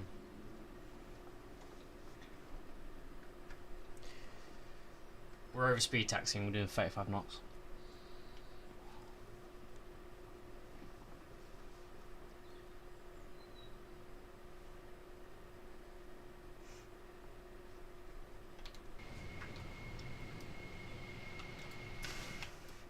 Nose to 5, and we have to brake for this aircraft in front.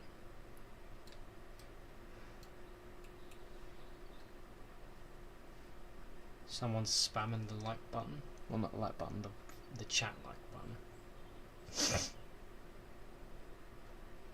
Wait, what the hell? Where's it? I missed the taxi route.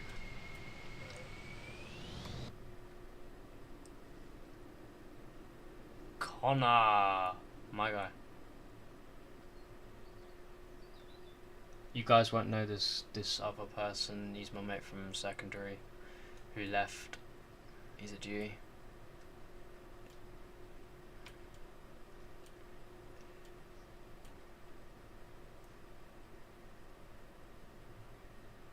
I know. I'm very funny.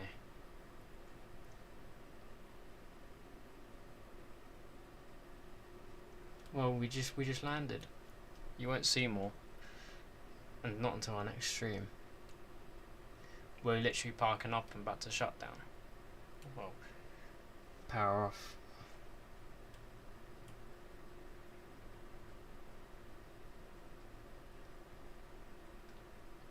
It's a bit fast, too fast, too fast. Too fast, too fast, too fast. Too fast, too fast, okay. Get in there, get in there. Come on, keep going, that's good. Park and brake set. Nose and visor up to 0. Stabs come out. Almost to know she's not going to stab. Nope. I'm all good. And then we get the ground call, ground services, fuel supply, EPUs on, ground power on, power supply, cut the outboard engines, baggage service,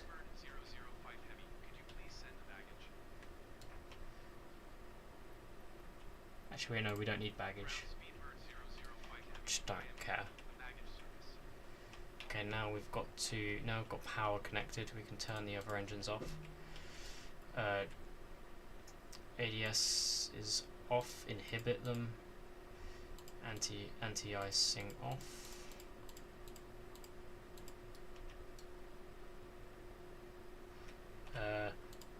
Fasten seatbelts, all that stuff, all the lights can go off.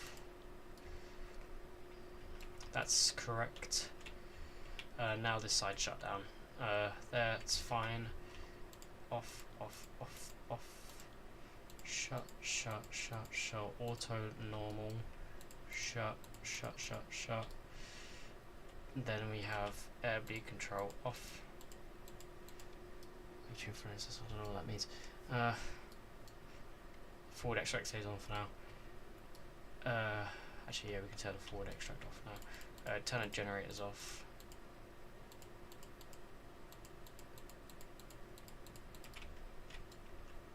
Forward extract off. Ground power off. EPU off. Battery B and battery A. Time of flight 3 hours 11 minutes. Concorde flight record.